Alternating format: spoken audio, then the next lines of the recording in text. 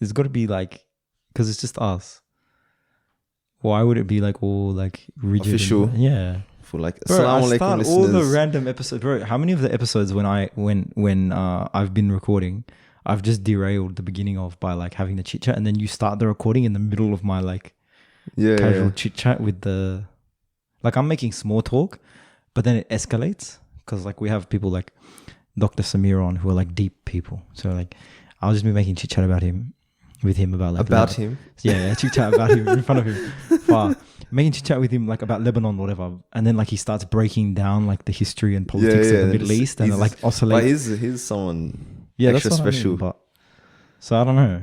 Like I always feel that I feel that natural. there's like different. It's hard sometimes because sometimes even those chit chats are like can be interesting, but they're not necessarily tackling the issues that we perceived that we would tackle before the episode, right?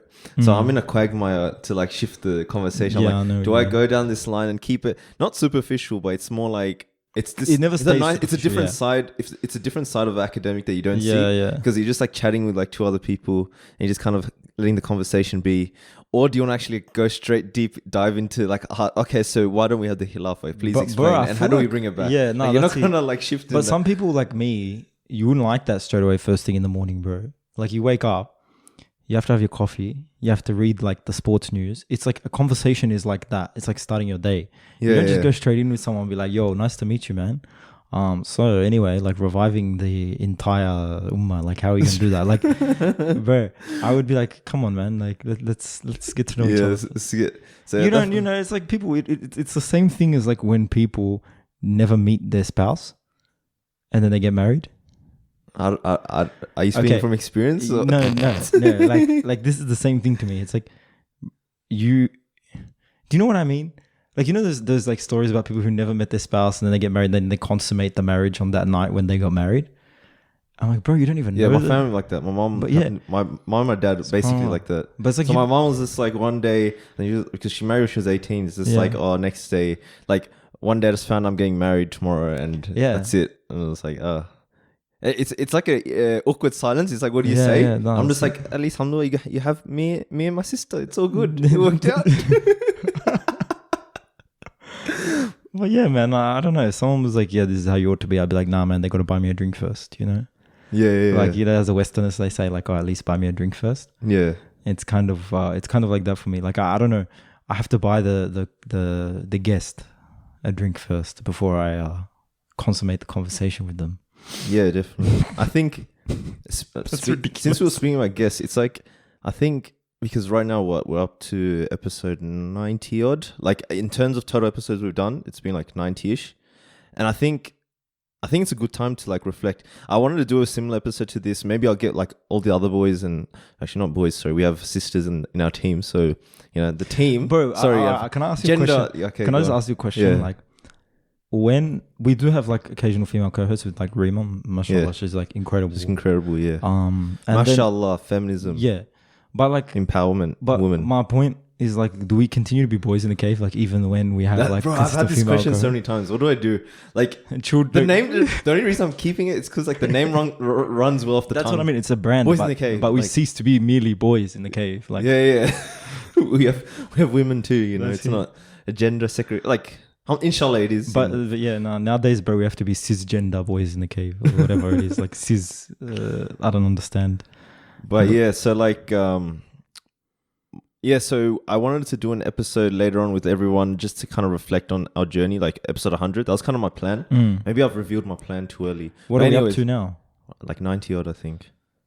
90 why don't something. We just release this as the 100? Nah, because it's just us two. It's not everyone, like I just explained. Oh, yeah. Because I want like, you know, Sadia and Rima and stuff as well and get there. Bro, Sadia has interesting stories like, because, you know, we put down an episode. I don't want to go into whose name it is just in case, you know, it might, you know, create some more tension from the past. But anyway, so like, I want to say so I want to talk about that, but in the 100th episode. Yeah. Okay. Yeah. But anyway, so there's a lot to discuss there. So I guess what I want to ask, because I already pictured it out, bro. Like my temperament, I've already like been through the motions of what I envision the 100th episode to be. So like, I guess I'll ask a bit of it now that I envisioned for 100th episode, but because it's us two, we can maybe talk about it a bit more. It's like, because I think for me, this podcast has been very beneficial because not just the sort of content we look to provide, but also for my own sort of personal journey where, alhamdulillah, I think a lot of us, or like me and you, we've been blessed to have conversations with one of the biggest names in the world in the Dawah scene and the Islamic scene and from academia, etc. So we're in that privileged position to ask the questions that we probably want asked to them, and that's how we have conversations, right? So who would you say, maybe name, it's like the question we asked at the end of the podcast, like name 3 people you want to hang in the cave. Name 3 so guests. 3 guests that you want to hang in a cave. Fine. And I know a lot of people will be cut. Maybe our guests who listen, inshallah, our guests will listen to our podcast diligently, or else I won't call them again. But not that I can track that. But so, I'm just saying, like, well, which so 3 like people would you pick? There's like people who we've had on who have been like just top blokes and like sisters.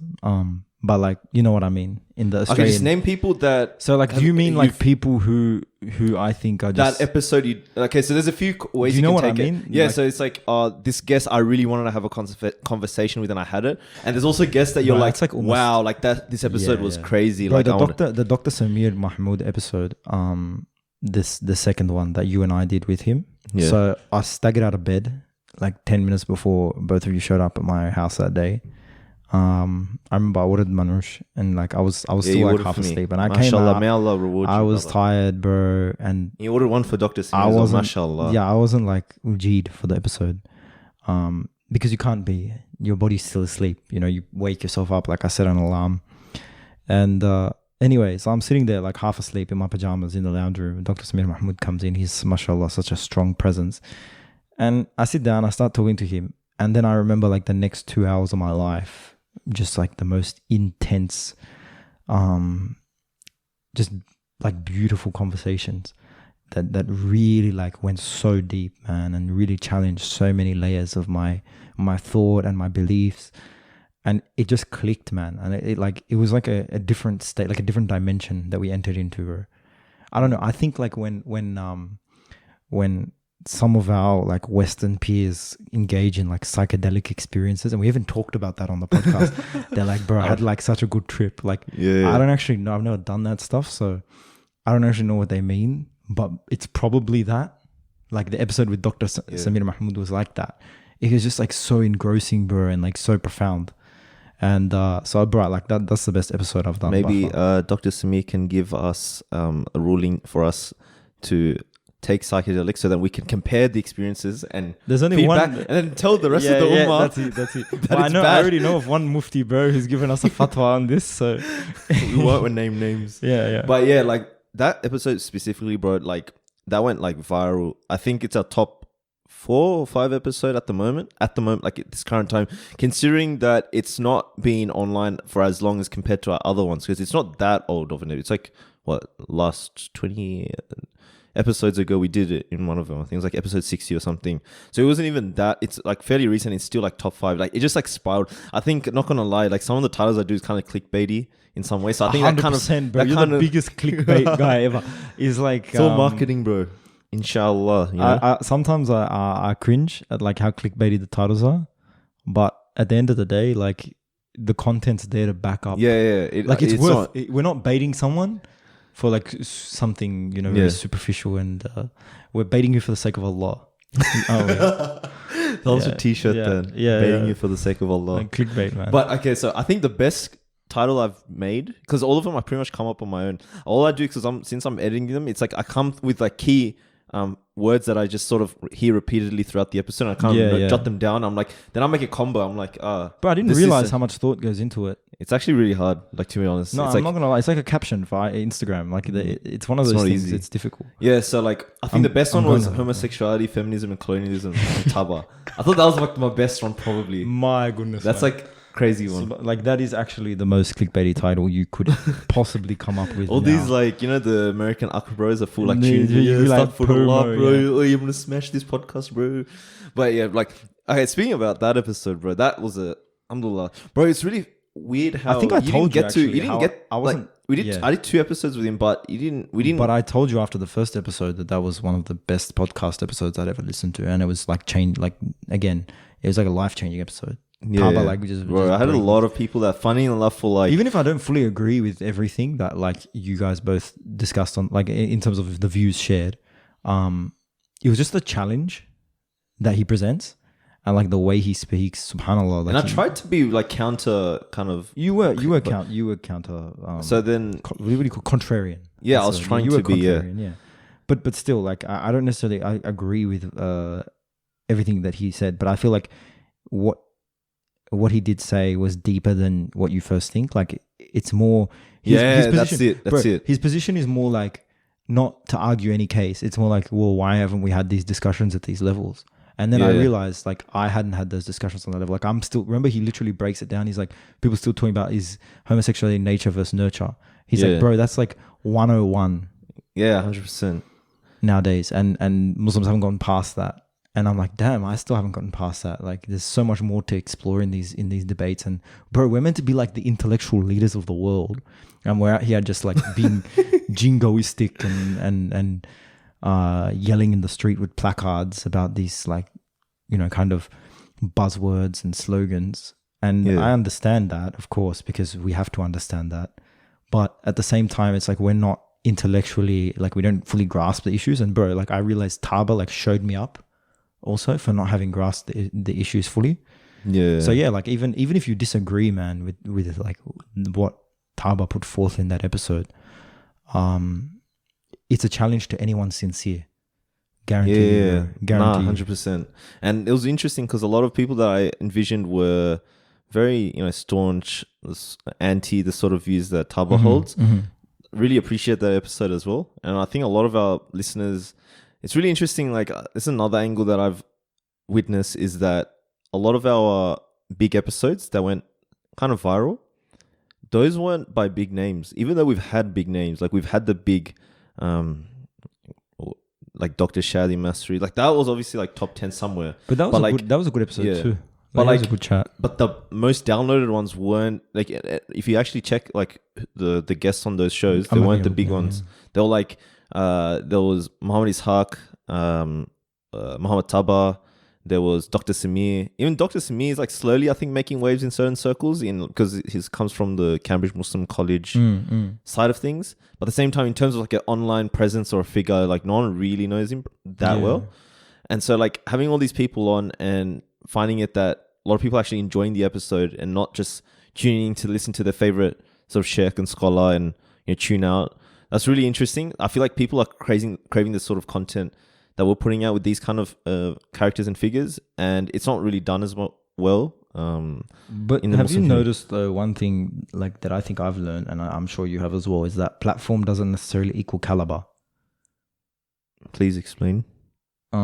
So just because someone has like a large audience, large following, and a big platform doesn't like speak to the caliber of their of course, their intellect and their genius, you know. Like some of the greatest geniuses I've met in the Muslim community won't get up on a stage because they're like either too humble, or they just don't have the time, or they don't want people misunderstanding their work. And like, so we when we think about the giants of the ummah, it's almost always those who have big platforms, who have had marketing, who have been around for a long time. They've ridden the social media wave. They've got thousands of views, thousands of followers. They have a celebrity status, but that celebrity status doesn't necessarily speak to how brilliant they are. Like, okay, most of the very famous intellectuals, Muslim public intellectuals, are very intelligent, and mashallah, like a lot of what they bring is very beneficial to us, and it has resonance, and that's why it's popular. But it's not as if other people don't also have the same things, if not more, to add, who don't have a platform. Haven't you noticed that some of the great minds and some of the great conversations we've had have actually just been with like people who maybe are obviously educated Islamically or in, you know, tertiary institutions, but they're just like, they don't have that platform, but then they just bring it, like they're so intelligent. And I think there's also other dynamics to consider because, for example, that person might be very relatable and we're able to get along really well and comfortably where it's like one of the boys. Yeah, and so that's it. when those Opens it conversations up. happen and it's just a mic there and the sort of conversation that we're having is getting picked up by, you know, microphones and all that, I think people who are listening can sense the energy and that really becomes compelling in some ways. And at the same time, I think people, like most people, are intelligent enough to pick up who's smart and who's not.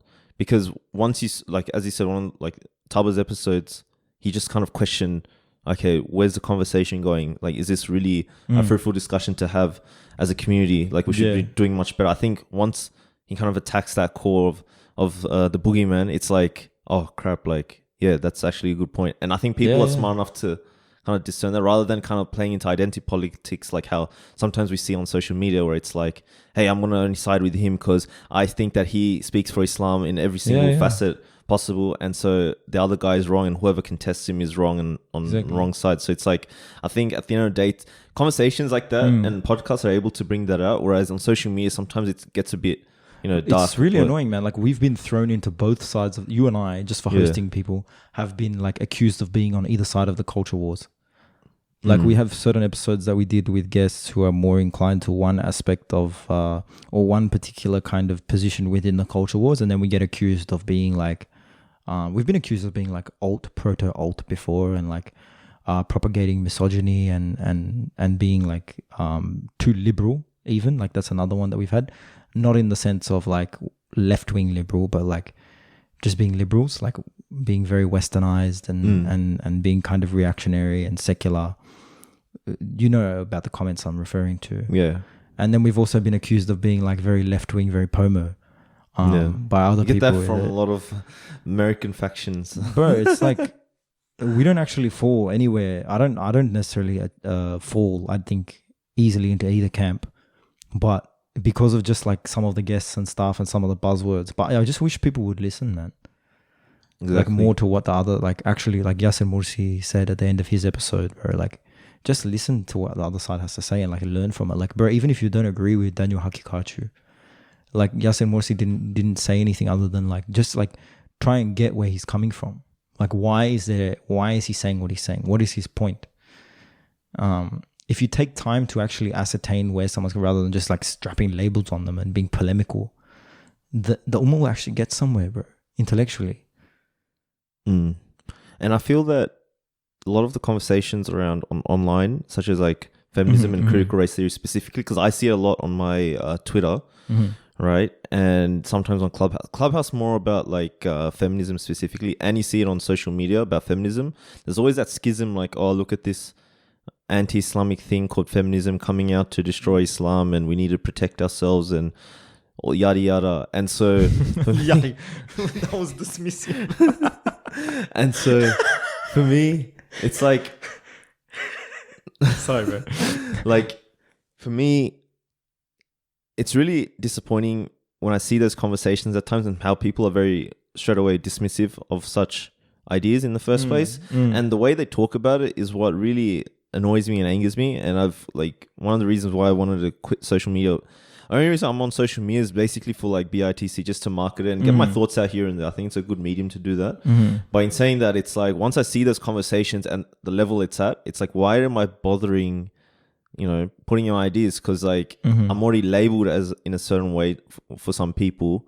And so the conversation isn't going anywhere. And I know these guys haven't actually looked into the subject area. Very kind of surface level. It's like they've defined feminism as, you know, first wave, second wave, third wave. And it's like everything is there. And then how, for example, women are protesting for certain things that may be contrary to Islam at times, but they've somehow in their mind determined that that is the aqidah of feminism. And so we need to protect ourselves. That kind of discourse is actually very harmful. And if anything, it's going to stunt our community in terms of growth for a long time, because once you actually engage properly, like any other subject, so like people go to university to study like finance or commerce and accounting or whatever, right? And even like I was having this chat with someone, and it annoys me because these guys are going and studying like actuarial studies or studying computer bro, science. that was personal. We all know who you're talking about when you mentioned that. I didn't know brother. I didn't know one brother who studied actuarial studies, anyways, bro. Let's not get into names. No, but you don't have to when you say that, we don't worry. People I'm mentioning don't even listen to us, so it's all good. Are you sure? Yeah, because we're two. Yeah. That's it. So these guys when they study, they're just going in wanting to learn, right? Like that's the perspective. They're coming to university, they go to their classes, they learn and this and that, and they go get jobs and that's it. But for some reason, you bring feminism or critical race theory into the conversation, it's like already these wars are drawn up. It's like, you know, what's this? Astaghfirullah, haram. Would you and say this, like... so then my point is just like, you're trying to act all objective with the other fields of study, like economics. Bro, even if you want to get to the heart of economics, bro, it's not objective. It's actually kind of perpetuating the idea of exploitation at times and making efficient kind of capitalist systems. That's basically like at the core. I've done like a lot of, you know, economic subjects and stuff. That's why it's almost like perpetuating. It's propelling you to do that because it's the best way to produce goods. And that's the only way. Yeah, sure. There's like certain subjects they'll talk about, you know, sustainable environment and all that sort of stuff. But that's not like, that's more of like a one side topic you kind of address at times, right? But at the core, production, efficiency, how to improve that, what do you do? That's kind of what's stemming from economics. And so that for some reason is objective. It's not like, it's for some reason Islamic. I don't know how in some ways. But it's like when you talk about these other subjects, it's suddenly like all these wars are going up and all these people are trying to corrupt Islam. It's like those kind of things aren't going to progress as a community, right? And plus, if anything, you'll be surprised like how much of the feminist discourse, it's like, well, they're actually Islamic in some like. So can I ask you, just one. Sorry, I'm question. ranting. No, it's fine. It's like, bro, this is your podcast, man. You've been doing all the hosting all the guests. Now it's your turn to put your piece across, bro. This is how I feel. But let me play the role of a host for a minute. And you can be my guest today, Tanzim. Let's do that. So, would you identify yourself as a feminist? Ooh, this is a tough question. Like, yes, okay, so there's a few ways to go, because what someone thinks, so the problem is there's the label feminism and what people perceive feminism to be. You got what I mean? So once if I attribute myself to that label, people's perceptions of feminism will be put onto me. You get what I'm saying? I understand you very, yeah. I don't know, but I know you, so I understand what you're saying. But in the actual sense of what feminism is, so what is it in the actual sense? I mean, you studied it we both have done courses in uni, but like what have you learned about what feminism actually is, which is what you're alluding to now through your studies, compared to how you used to view it? You know, we had this chat as we were coming here in the car about do you remember like liberal thought in the sense that marketplace of ideas and bro, that's what I mean. We got smashed by people for being liberals before. Yeah, so the issue is so repeat your question again. What was your question? Are you again? A feminist? All right. And then I said, and then the second part of that question after you gave an answer that was like not a proper deflection. So my point is more so like when you go down. Okay, so what happens, right? And this is not just I get this asked by people like my friends like yourself, but people who call themselves anti-feminists. You end up going down this rabbit hole. So like, oh, you call yourself feminist? Okay, what do you think feminist to be? And then the answer will be, okay, feminism, you know, allowing women to get their rights or something to that effect, or smash the patriarchy to that effect. It's like, oh, okay, that sounds interesting. So I'll tell you, because I've encountered, bro. When someone says, oh, that sounds interesting, bro, like that's the best. So it's like, okay, but you know, Islam, we have our own rights, don't we? We have. Bro. So it goes down that rabbit hole, and it's like, okay, I know where this conversation is going. But you know what it's like selective. It's like when the detective in the movie knows who done the murder, and is like talking to the murderer, and be like, oh, so like, so where were you on that night? You know, be like, oh, you know, that's exactly how they speak, bro. Straight up. I'll give you another example, right? Just to kind of like a parallel that I see it as well. So we see academics when they Muslim academics, right? When they're talking about certain things. Like famous one is Yasser Morsi. Yeah? People would know him who listen to our podcast. People accuse you of giving such a status to Yasser Morsi that is like pretty much where you take everything that he says verbatim. Yeah, it's pretty unhealthy. Yeah, I have an unhealthy relationship. How do you Yasser. respond to these critics as well? So I'm like, I'll put my Yasser Morsi hat on now. Yeah, I'm gonna give the Yasser Morsi answer. It's like what you've done is pigeonholed Islam in a category, in a box, and every single idea which you deem is un-Islamic is outside of that. So are you saying like you're going down the route of, you know, you being a secular in that sense, is that you have said, you have demonstrated that Islam is this one thing on the side and then everything else is kufr, right? Mm-hmm. But that's not how the world works, and that's not how even Islamic scholars in the past did not deal with that situation. Like Imam Ghazali, like, you know, learning Greek philosophy and all that, he's taking from philosophy in some instances. Even in some of his works, it'll be interesting. It kind of ties in with the temperaments to some effect. So you can see the borrowing of and sharing of ideas, and especially like one example that I like talking about. It's really, you know, the translation movement. Yeah, it's really with how the people were literally sent to accumulate manuscripts, bring it back, translate to Arabic. Like there wasn't a few, un-Islamic ideas, bro. I'm not gonna do that. You know, it's like get as much knowledge. Okay, obviously the whole dynamic. So we did. I don't know if you remember the episode we did with Hizr Alimi. No, he brought it down really well. Like he broke it down really well. It's just pretty much you can repackage and repurpose tools for your own kind of project from a perspective of, to us, of didn't power. He? Remember, he said if it's power. incorporated into your politics, then it should never, like, nothing is necessarily problematic, Yeah. so long as it's incorporated into your like your aqidah fundamentally. 100%, yeah. That's pretty much it. And so like that doesn't mean that. And there's another really big discussion in terms of, okay, just so there's Christian. Like, so for example, during the time of Martin Luther, right, the Protestant church and all that sort of stuff, he had a lot of back and forth with other philosophers and Christian philosophers and thinkers around his time. And what was really fascinating is that it's all about, you know, predestination versus free will, all these kind of discussions. I'm like, wait, this all happened in Islam as well, in some degree. Could either be from the Asharis, the Maturidis to the Mu'tazila. Like these kind of discussions happen, right? Yeah. So the point is like a lot of discussions which you think is only Islamic and that's it. It actually happened in other circles, in other things. So essentially what I'm trying to say is like you'll see the kind of parallels, and you'll see from different groups and societies the same sort of things that happen within even our communities, right? And so to be able to study that and unpack that actually allows us to understand our condition, because it's like, what can we do now? You get what I'm saying? So all this kind of discussion is being lost and it's not really unpacked if you're just like, oh, bro, yeah, Islam is this and that's kufr, and leave that. You know what I'm saying? Yeah, so, I get it. I guess there's two questions. One question that I would make. The first is like there's two different responses. So when you pointed out, I thought it was really interesting. You went down the route of talking about Al-Ghazali and the refutation of the Hellenistic rationalism that crept into Islam. Hellenistic rationalism being a term that actually Hamza Yusuf introduced. I think he described it like that. Islam being under attack by this sort of Hellenistic rationalism. And then Ghazali's refutation of that. And then you can also talk about Imam Ash'ari himself and his refutation of and his like creation of the theological kind of the theological positions that we now attribute predominantly to orthodoxy.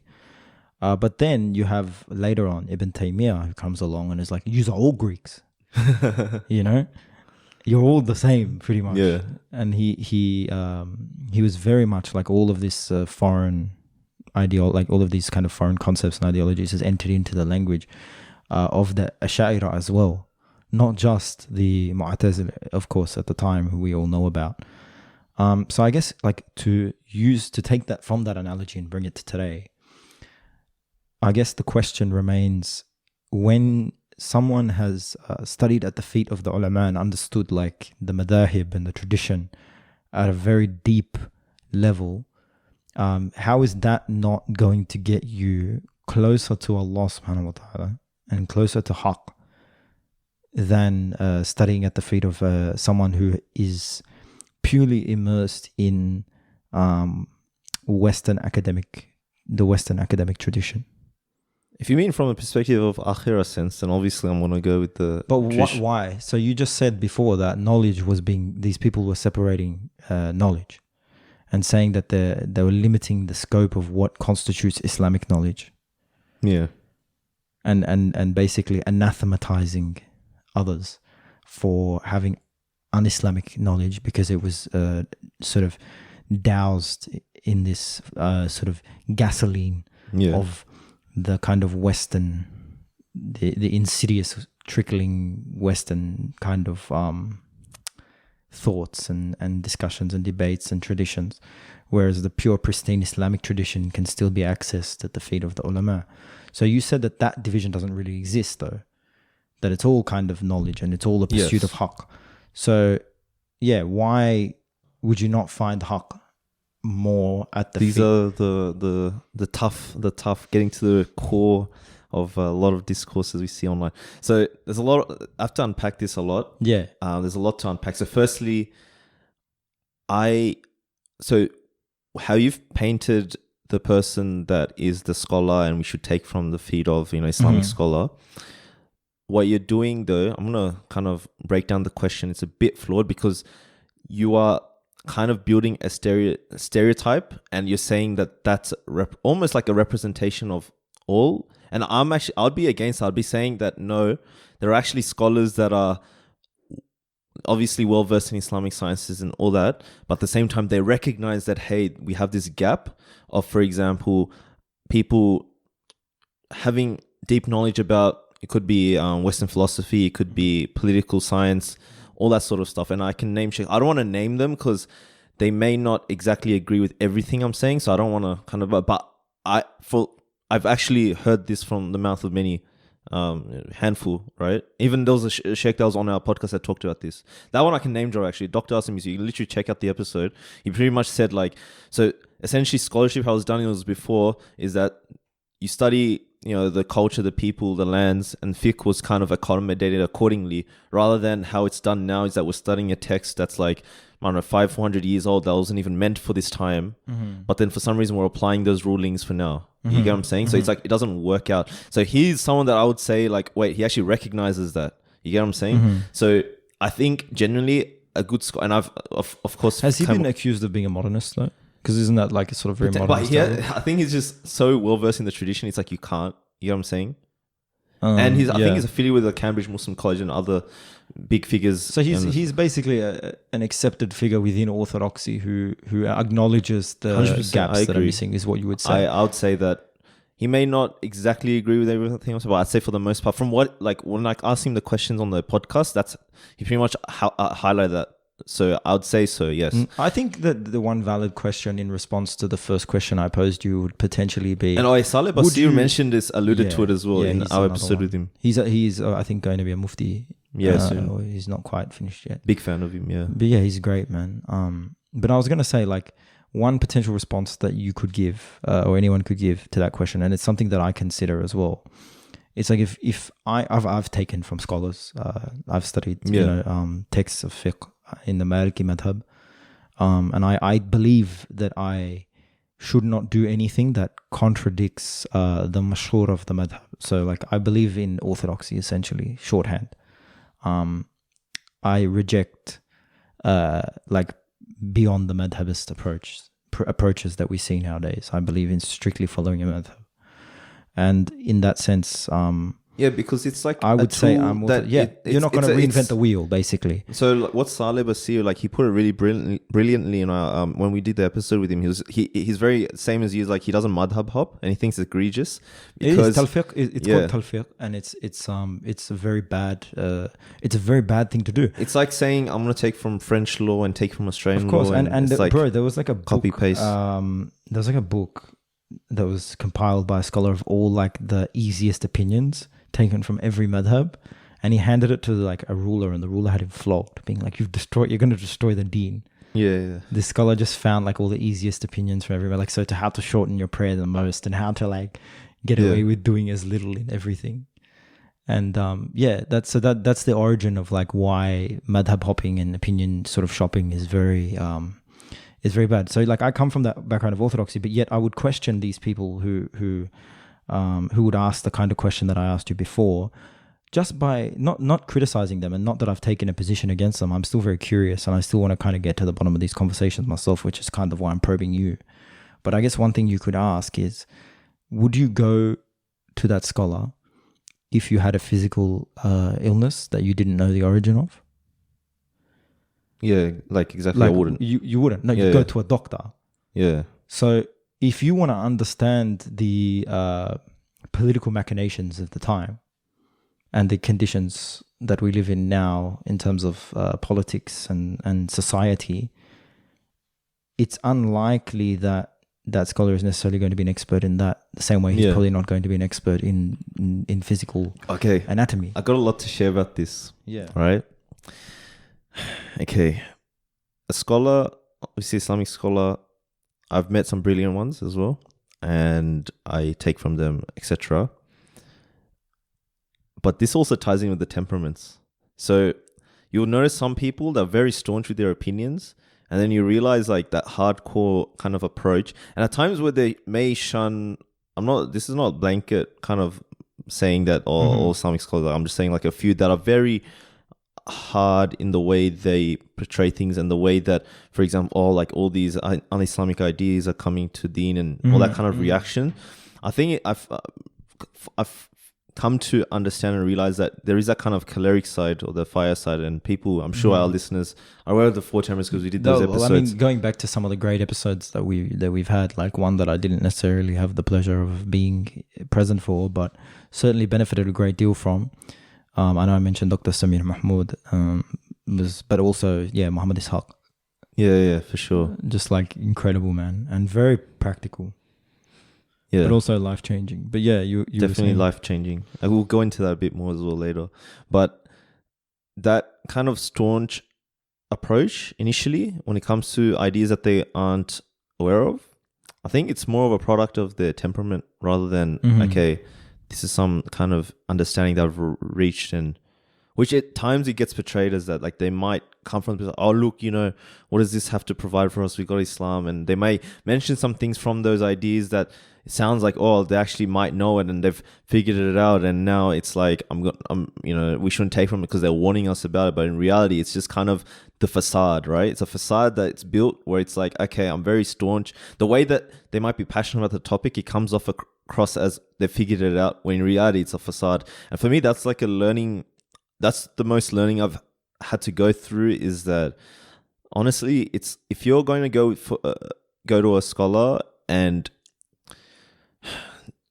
pretty much expect them to know everything about life and answer every single question that you have the correct way, it's not gonna happen. It probably doesn't exist. Like it might, but unless I'm talking about on a holistic polymath. Yeah. Because let's be real, it's not like we have polymaths all the time walking. I'm talking about polymaths from the perspective of philosophically trained, and like also we're talking about Islamically like trained, the giants and also like of the past, current ideas that are existing in society. It's really hard. Like you're not gonna get someone that is a proper Islamic scholar that's also well versed with like Orientalism or critical race theory or critical theory, and then mesh it with philosophy and all that kind of stuff. So it's really difficult. Like you're probably not going to find it. Okay, and I found the people that seem like they know it, it's like a facade. I've never seen really someone that's well versed. What is the benefit? And I'm asking on behalf of those people who are probably listening to us now, who are a little bit skeptical. Still, like they may agree with some of the points that you've made, but or even feminism, like we were they're talking still before, skeptical, about these things. Why should a Muslim know about feminism and critical race theory? Right, these are tough ones. I am not okay. So there's two things, right? My approach is more so, look, if you're going to talk about a subject, read up on it properly and know about it before commenting. But you don't need to talk about, like, you don't need to read up on Nazism to know that Nazism is bad or fascism is bad. So, but I'm saying the people that go out with a banner, having that anti-feminism approach and very hardcore. Do you know what I mean though? Like the idea of I'm saying for them, like, if you don't know it, don't talk about it. Like, learn that humility. Like, at the end of the day, knowledge is like being humble, because at the same time, if it's the haqq and you're speaking against it, what are you doing? Like, how are you even standing for Islam? Like, you're standing for being anti-intellectual. and that should not be promoted in any shape or imagination in our community, right? So that's why I'm hardcore in that sense. But I can understand potentially that angst early on. It's like, look, I have this Islam. Why should I know this one? Like, I can potentially understand that kind of hesitation, but I guess that hesitation is easier for a male like me, you, because we don't go through lived experiences as a female in this society, right? So basically, mad white knighting here. That's it. What you're referring Tying it back to white knight. But yeah, you get what I'm saying. Patriarchy. Yeah. Yeah. So you're referring to patriarchy. Can you explain like why what the concept of patriarchy actually is in terms of feminism? Because we've heard certain individuals. Who I don't know if going into feminism this details is appropriate. I'm just grilling you, man. Like, I'm not even going into anything. I'm enjoying this. I feel like this could be like my audition tape. So like back if you were like sussing me out as a podcast host, this would be like my like audition, my trials to see whether I'd be a good podcast host. And I'm just grilling you like to try and see. Like I don't think. I feel like a lot of the time, like we chat and stuff, we're going somewhere, but I've never actually like sat down and like grilled you before on what you believe, and I think it's interesting. So I wanna get to this next question. Like, you're alluding to patriarchy, yeah? We've had someone on this show who says like, and a common response actually is like, what's the problem with patriarchy? When a feminist talks about patriarchy, so what's your response to that? Like, all right, I know you're not a scholar of feminism. And I'm not asking you to speak as a scholar of feminism. I'm asking you as someone who's interviewed all of these people, including a person, and in fact, more than one person who has said, quote unquote, what's wrong with patriarchy? Where I'm coming from.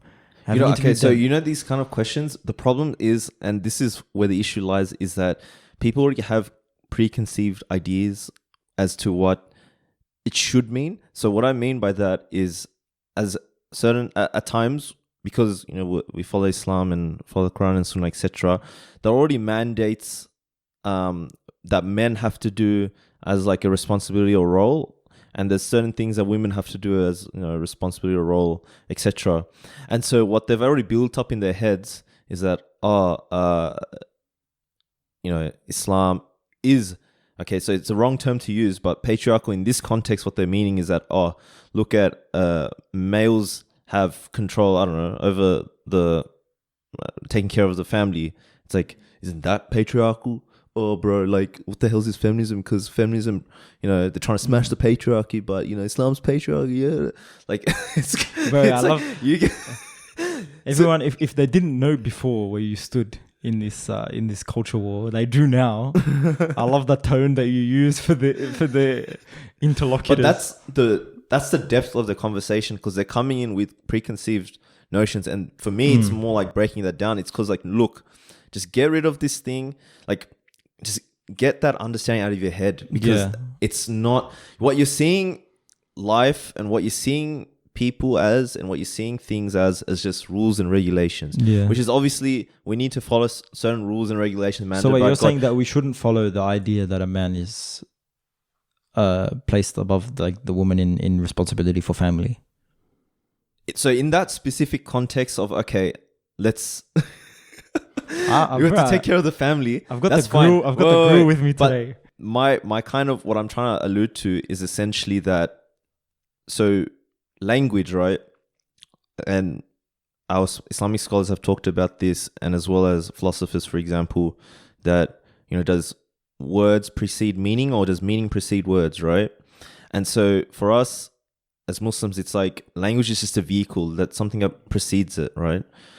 And so language can be at times not able to contain, for example, you can't articulate your exact trauma you've encountered through language because it's not sufficient. Like, you know what I'm saying? So people have gone through instances and situations and deal with certain things. You can't just like reduce it down to language and sort of convey that to someone else, right? Mm-hmm. It's something that's deep-seated and it's something different, right? And that is one aspect. And even from the temperaments framework, the temperaments perspective, it's like people have different aversions, reactions, approaches, perspectives to everything, right? So rather than just kind of, okay, so for example, there's like, okay, for example, like the very hardcore kind of Islamic dude comes in and is like, no, we have these rules, X, Y, Z, dumb, yeah. It's like, it's like, okay, chill. Okay, bro, chill. Like, firstly, yes, like, I don't deny that, obviously, like, Islam and, but it's like these deeper truths that we need to unpack is not being, like, touched on. You get what I'm saying? It's being reduced. So I'll give you one example, right? Yeah, bring it back to patriarchy, though, like, as an example. Okay, so we asked you about that. One example. And I wrote about this on my Twitter, so it's a bit fresh because, like, someone pulled it up and I kind of read it again. And I personally like this example because I think it sums up a lot with what my perspective. So Muhammad Ishaq, so I've been obviously doing his classes and his episodes have changed me when I did it with him. And so been going on this journey of the 4 temperaments. And one of the books that I read was, from memory, it's called The 4 Temperaments by Randy Rolfe, R-O-L-F-E. And I read that book and it talks about obviously the temperaments, but also goes into diet, food, approaches, and all that. So she is a psychologist that deals with couples as well. And so those couples, for example, she was talking about and elaborating on a couple who were sanguine and melancholic. And so the conversation was about pretty much how frequently I think one has sex with the other. And so... Yo, are you allowed to say that on this podcast? Yeah, bro, I stuck for a love, bro. It's never... What is that? I don't even know what that is. I can't believe you just said that. So that... So pretty much according to the temperament frameworks, melancholics are less frequent to do it. Sanguines are more frequently wanting to do it. And so what happens is that there's sometimes a disconnect between spouses where it's like one wants to do it less frequently and one wants to do it more frequently, and they view love through that. So for example, the sanguine will be like, don't you love me? Like, I want, why aren't we doing it as frequent? And the melancholics would be hesitant, right? At times. And that's purely like a biological kind of temperamental thing. So it's not like, oh, they're trying to be bad people and because they don't love you. It's like, oh, they're not actually feeling it, but they don't perceive the way the sang perceives love in that manner. So it's like almost like a perspective clash, or not a clash. It's like different perspectives of how they view things, right? And in this case, love, right? And love making, yeah? Okay, so that's one example I just brought up through listen, yeah. Right? Psychological, yeah? It's very psychology, yeah, based. Okay, cool. Now you have the kind of, the guys that come with the tradition with the flag and like, yeah, let's bring Islam to this. So do they want to have sex a lot, or do they want to have less sex? You know what so this conversation ties... This conversation ties... the whole idea of if the wife... rejects your call to bed, the angels will curse them to the day of judgment. Something to that effect. Do you know this? It's a hadith, and it gets called. It's okay. So I know that in terms of the fiqh, that one of the rights that a man has over his wife is that she is not meant to deny him. Yeah, but then they quote that. I think it was a hadith where it's like, they'll curse him. The angels will curse him or curse her or something, right? It's one of the only universal actual obligations across all the madhahib that I know of. So like cooking for the husband and other kind of acts of like service are not necessarily unanimously agreed upon across all the madhahib. The only one that is actually that. Yeah, so my point is pretty much what happens is, and people quote that very strategically to get what they want, which is like, to do the love making. Let's not use the S word, but love making. So what I'm trying to point towards is that you can look through that whole Islamic kind of very Islamic perspective, like, oh no, they should be doing it. Why aren't they? I have this obligation, and they can see from that perspective, like, do whatever you want, right? It's definitely like wrong. Okay, I'm just gonna say it because of what I just described about the psychological perspective of how some people are just like not wired in the way that you think. Okay. They are. So this conversation I mentioned about the psychology aspect is not even in the conversation at all. In these kind of circumstances, especially from some people that are claim to be very Islamic or traditional, all that sort of stuff, right?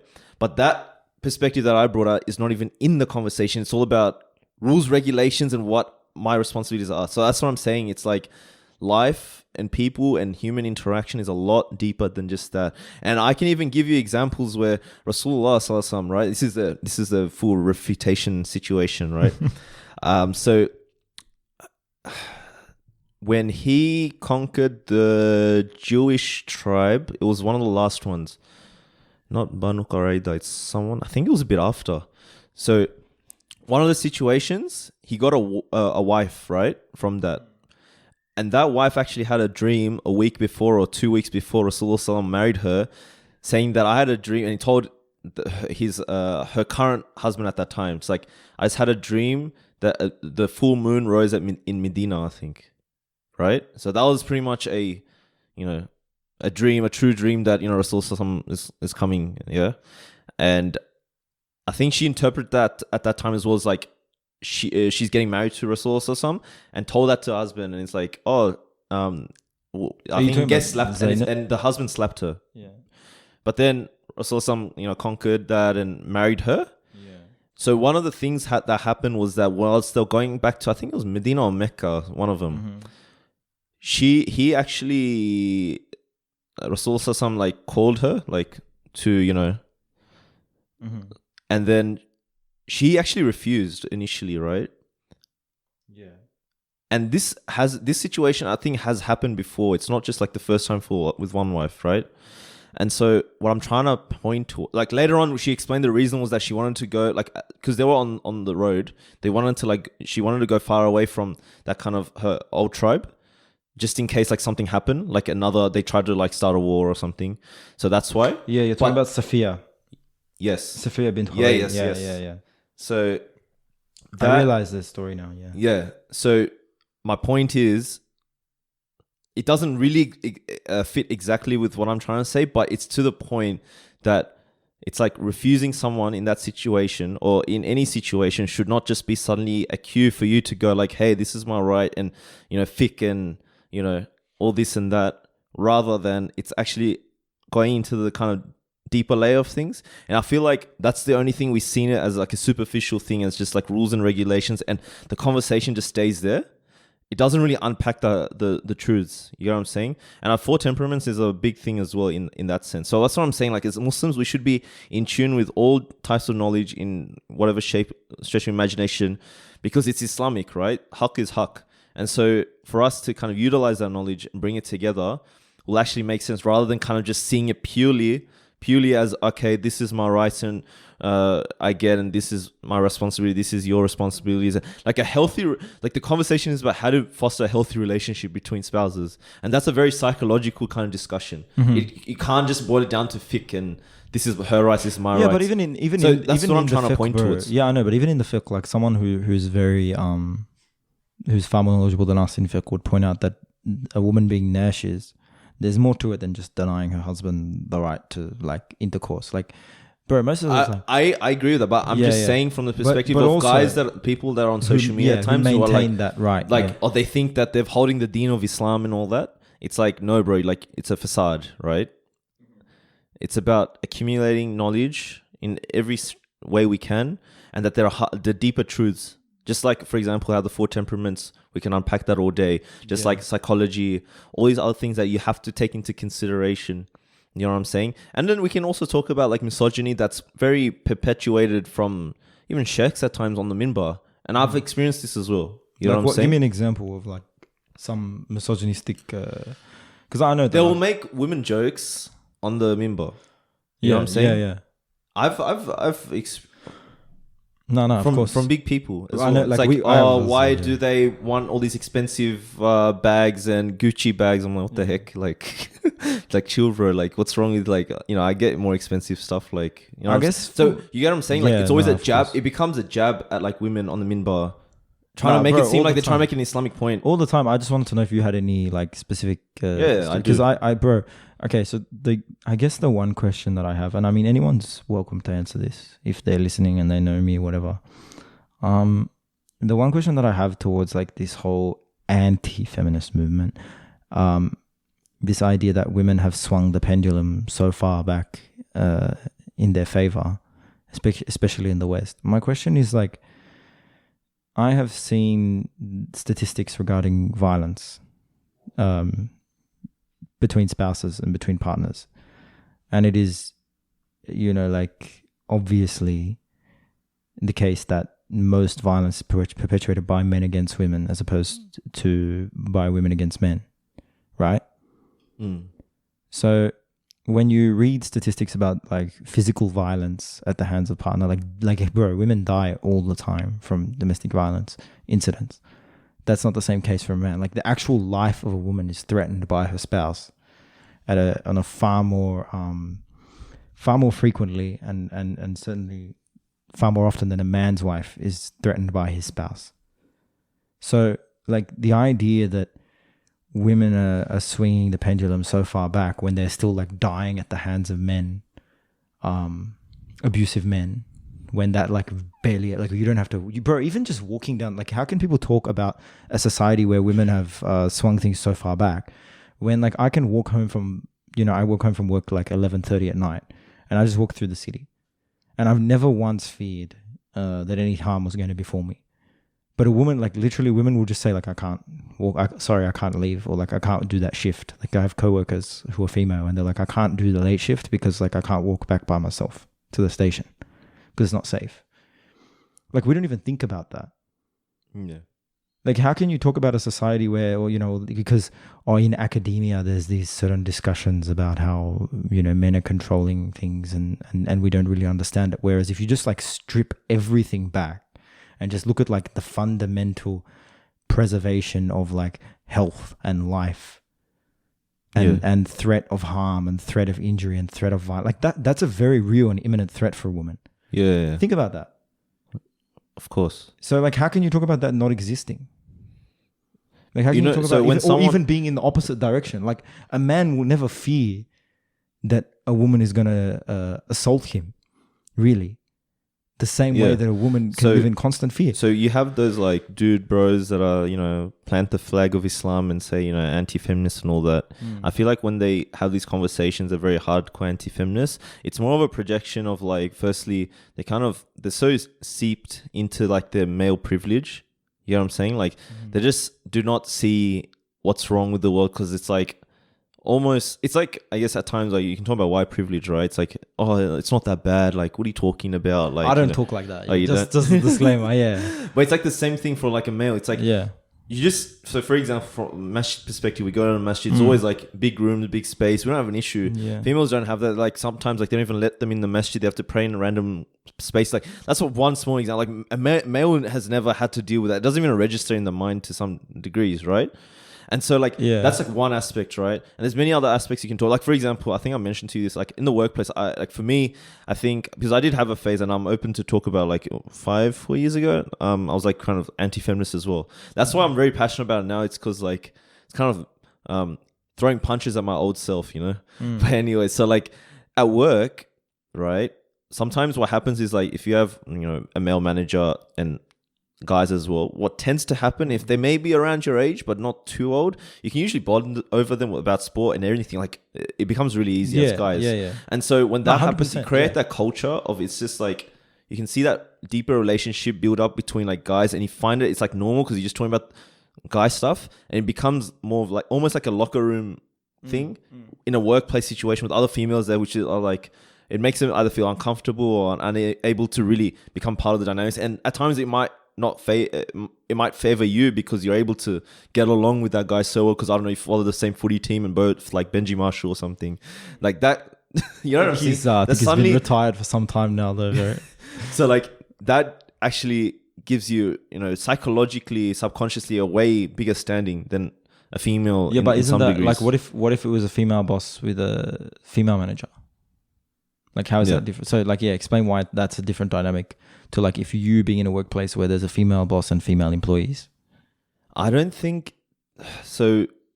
I think the locker room kind of environment and situation you create, there can be no like female locker room. It becomes, I don't like. Have you ever like? For us, it's not really. Bro, I mean, I know that like sometimes you can, as a guy, might feel comfortable, but that barely happens. That's what I'm saying. I personally have never felt. That's what like. But that's an anecdote. Like that's me personally saying. Like I've never. Like I don't think. Bro, even think about it. So when a guy, let's just actually touching on that point. If a guy cops it, let's just say it's a very female, like everyone's a female, but apart from you, and then you just feel a bit comfortable. You feel like something's definitely wrong, and then for you, it's like this is bad or something, and then you get frustrated and angry, right? And then it's like, look, they're prioritizing this and that, but it's like, firstly, it barely ever happens, right? Secondly, it's like women having faced with that situation for a while, and even like not just that, it's like, so I have an experience from my old workplace where a female coworker was feeling like she was getting hit on by the boss, and that career was like really weird tensions, right? Yeah. It's not like whereas if you got hit on by a female boss, right? Seen as a, You would be like, yeah, the boy, like that's it. Ego. Yeah. But like, you get what I'm saying? So it's like, guys, it's kind of harping back to my earlier point about like male privilege. It's like, we just don't experience it. And so for us, it's like, we think that's the world. Like, it's all comfort and easy. That's and what I mean, yeah. They're just victim blaming, bro. Just get over it. Yeah. But it's not being, it means that you're not willing to understand. Male privilege is quite simple to understand, man. You just don't live in fear, like compared to what, like in the same, a man and a woman in the same situation, right? Exactly the same situation, an everyday situation, and yet our experience is entirely different. So much so that like something as simple as walking from A to B is something that a woman cannot do in one of the safest developed cities in the world. A Western country, which is so progressive and so feminist and so forward. Like, that's how it's perceived. The West is this, place of enlightenment and equality between the genders. And yet it's still not safe for women to walk the streets at night. Yeah. And then you literally have people talking about how things have gone too far and that men are oppressed. See, as a male, it's more like we have responsibility, Islamically speaking as well. Like, I guess in that kind of workplace context, we just got to be extra careful about making sure that they're comfortable, making sure they're included. Because sometimes, like, even, bro, let's get into slightly different discussion about, I've seen, like, so misogyny is a very deep subject because it can play into how, I guess, people have perceived Islam to be and perpetuate the misogyny through that. But at the same time, it's like, there's that other conversation of subconsciously just picturing women to be emotional creatures, and creatures, wrong word, right? But did you just call women creatures? No, I'm saying from their perspective. I can't out of my mouth, so it sounded like I said it. Astaghfirullah. But you get what I'm saying? So they just picture women, they're just emotional. And it's like, it dictates all their interactions with women in the sense of how they view them. And that becomes detrimental because we know, firstly, you don't view people like people are people, right? Secondly, it's like from temperament's framework, it's a false way to look at things anyway. Because a male choleric and a female choleric are both cholerics, right? So it's like, but are they the same? They're not the same. So why aren't they the same? Because, so if you draw, so Muhammad Ishaq's class, it's like you draw a horizontal line and a vertical line. So let's just say you have a sanguine guy and a sanguine lady, right? They're both so the sanguine is at the top. So the top of the vertical axis, right? The sanguine woman will be slightly on the left side of the top of the vertical line. And the male side will be slightly on the right side. So different. It's not, so a male choleric and a female choleric, they're both like strong energies. But at the same time, a male choleric is a bit more like choleric. Like the anger of actually anger is not probably right. Like I guess the passion of a male can be a bit more overpowering and a bit more. Is that like just fire? Like a physical? Is it? There could be physical, or do you think it's societal more? Like the women are taught to be more reserved. Like, is that what you're sort of hinting at, or is it? No, more I'm like saying that women. Women, like just like men. There's different types of men. So what I'm trying to ask you is like, is it a biological difference, or is it more like society has shaped it such that women, even with these strong personalities, are more reserved, or is it just that women are generally smaller in stature and henceforth? Obviously, there's that physicality, but physicality you can't boil it down because you have women sort of training to be, but like fighters. But what I'm saying is like, in general, I guess generally maybe I'd say like like a female choleric and a male choleric. If we're using temperaments, they're not the same. Like they are the same. They're not the same, obviously. But they're not. But the female choleric is like compared to a phlegmatic the male. Reason they're not the same, right? Is it biological or is it societal? What do you think? As in, so temperament-wise, it's like it's nature. Yeah, but the reason that the two people of the same temperament are not the same, the man and the woman, even though their temperament is exactly the same, yet the manifestation is not the same. Yeah, because there's male energies and female energies in that sense. Okay, so is the male energy and female energy different because of biology or because of society in your view? I don't want to answer that question because I don't like. It feels like it's going to territories. It's not my expertise in that sense. Wow, good stuff. Good stuff. Honestly, because like male, female, and that kind of discussion is like a whole field on itself. No, but sure. I know what I'm trying to say is like from the temperament frameworks, which I know and I've learned, there's different energies, and it's like the male, female.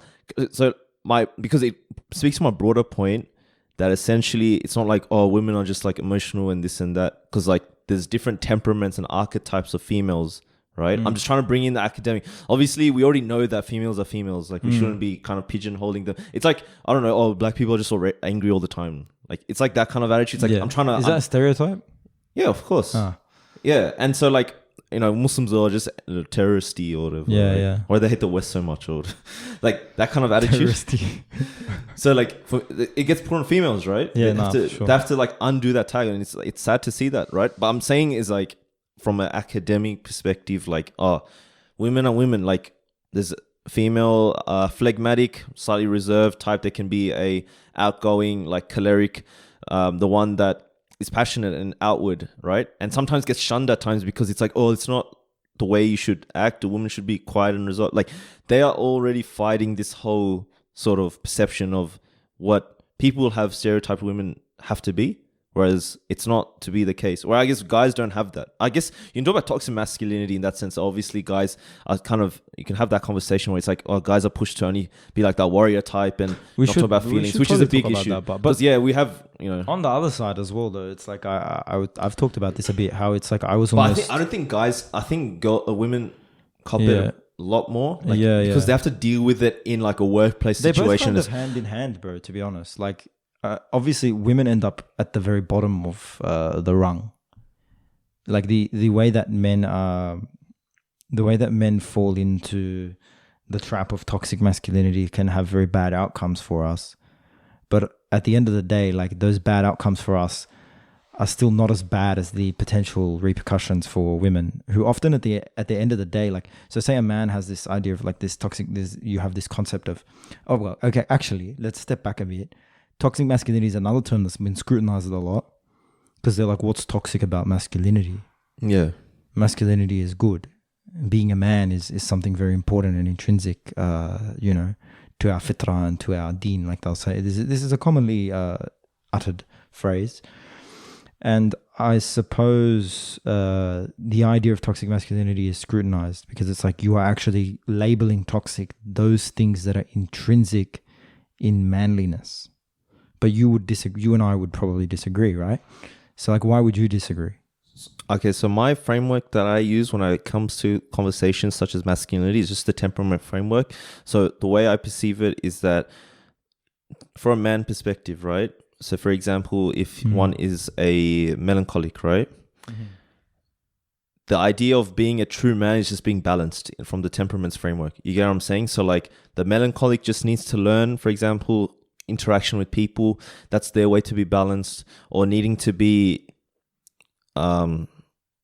social, or understanding those skills and emotional intelligence, all that sort of stuff is their sort of battle when it comes to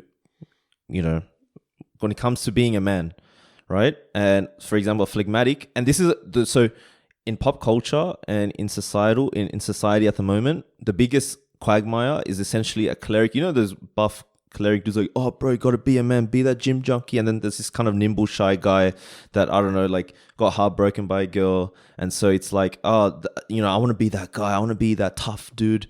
So it's that is basically the phlegmatic kind of shy type character that's, wanting to be friends with people but can't make that move, and so he gets his heart broken, and he's like a bit of an emotional guy in some ways. So it's like pushing him to be choleric. You get what I'm saying? Yeah. And so I think it's important. Like, I am very kind of this is funny because like we had that feminism chat. Like, I'm very like, that kind of in pop culture we see that kind of don't be a simp and this and that. Yeah, I do agree with it to some degree in the sense that the way they talk about. So even red pill culture, like obviously I don't adhere to it, but some of the things that they do talk about and the way they talk about man and empowering the man, I can't disagree with it. Like, but for example, because a lot of it is actually geared to giving like to creating a sense of responsibility. Yeah, obviously the way they do it is wrong. No, but but I'm saying when you focus, I don't care about this kind of discourse so long as it's focused on responsibility.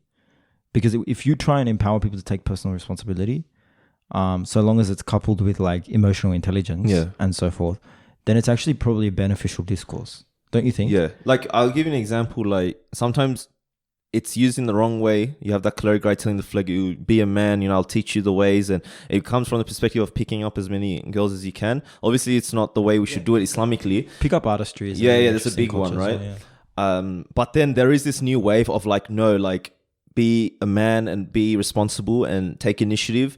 But, you know, find the right lady. Obviously, it becomes problematic because sometimes they go through that misogynistic route. You know what I'm saying? Like, Midgal is like a way different spectrum, which we don't adhere to, right? So but I'm saying, like, from the perspective of us talking about, okay, look, you know, females are females, each are their own individuals.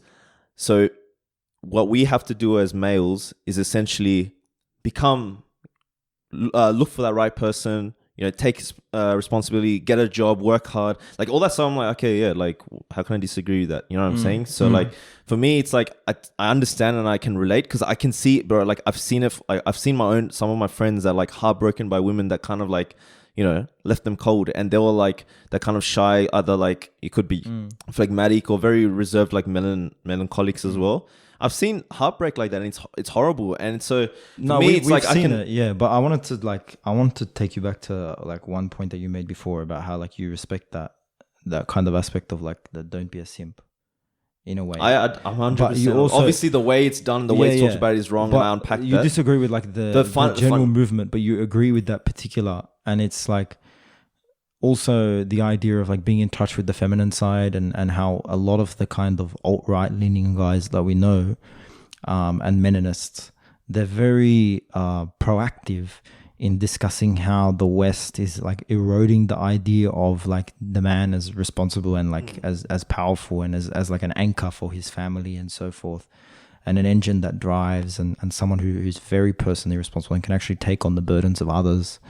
Like, this is the idealistic version that I'm giving. I'm giving them a generous creation of a man here, like saying that these are the qualities that they're looking for. And by and large, a lot of them do say that. Like, it's not necessarily entirely problematic, but the idea that in Western culture, men are like being taught actively to negate that aspect of themselves and just become like very passive and subservient. Do you agree with that or not really? No, like, because we know in like, I guess nowadays, bro, like for temperaments perspective, what happens is like we've taken on this idea of like that kind of, you know, post-revolution type of understanding, or even like some Christianized understanding of how male, female, or, you know, husband-wife dynamics should be. It's like, oh, you know, women just, you know, cook all day and be quiet, and husband this strong-chested buff, which is strong-chested. I think, buff dude comes in after work. Yeah. That conversation, because I find a lot of the discourse, they talk about, okay, look at our society. Oh, look, back then we were like hunters and gatherers. Like, okay, but I feel like it's very selective, almost data that you're pulling, because it's not necessarily like, like, sure, you have men like that, and of course, like, I'm not denying that was, but that doesn't mean like, oh, every single man in history was like you've already put it, understanding what you think the previous world was, and kind of enforcing people to do that. Because I'll give you an example, like, that's why I think people should actually study the Sirah in depth. You know what I'm saying? Because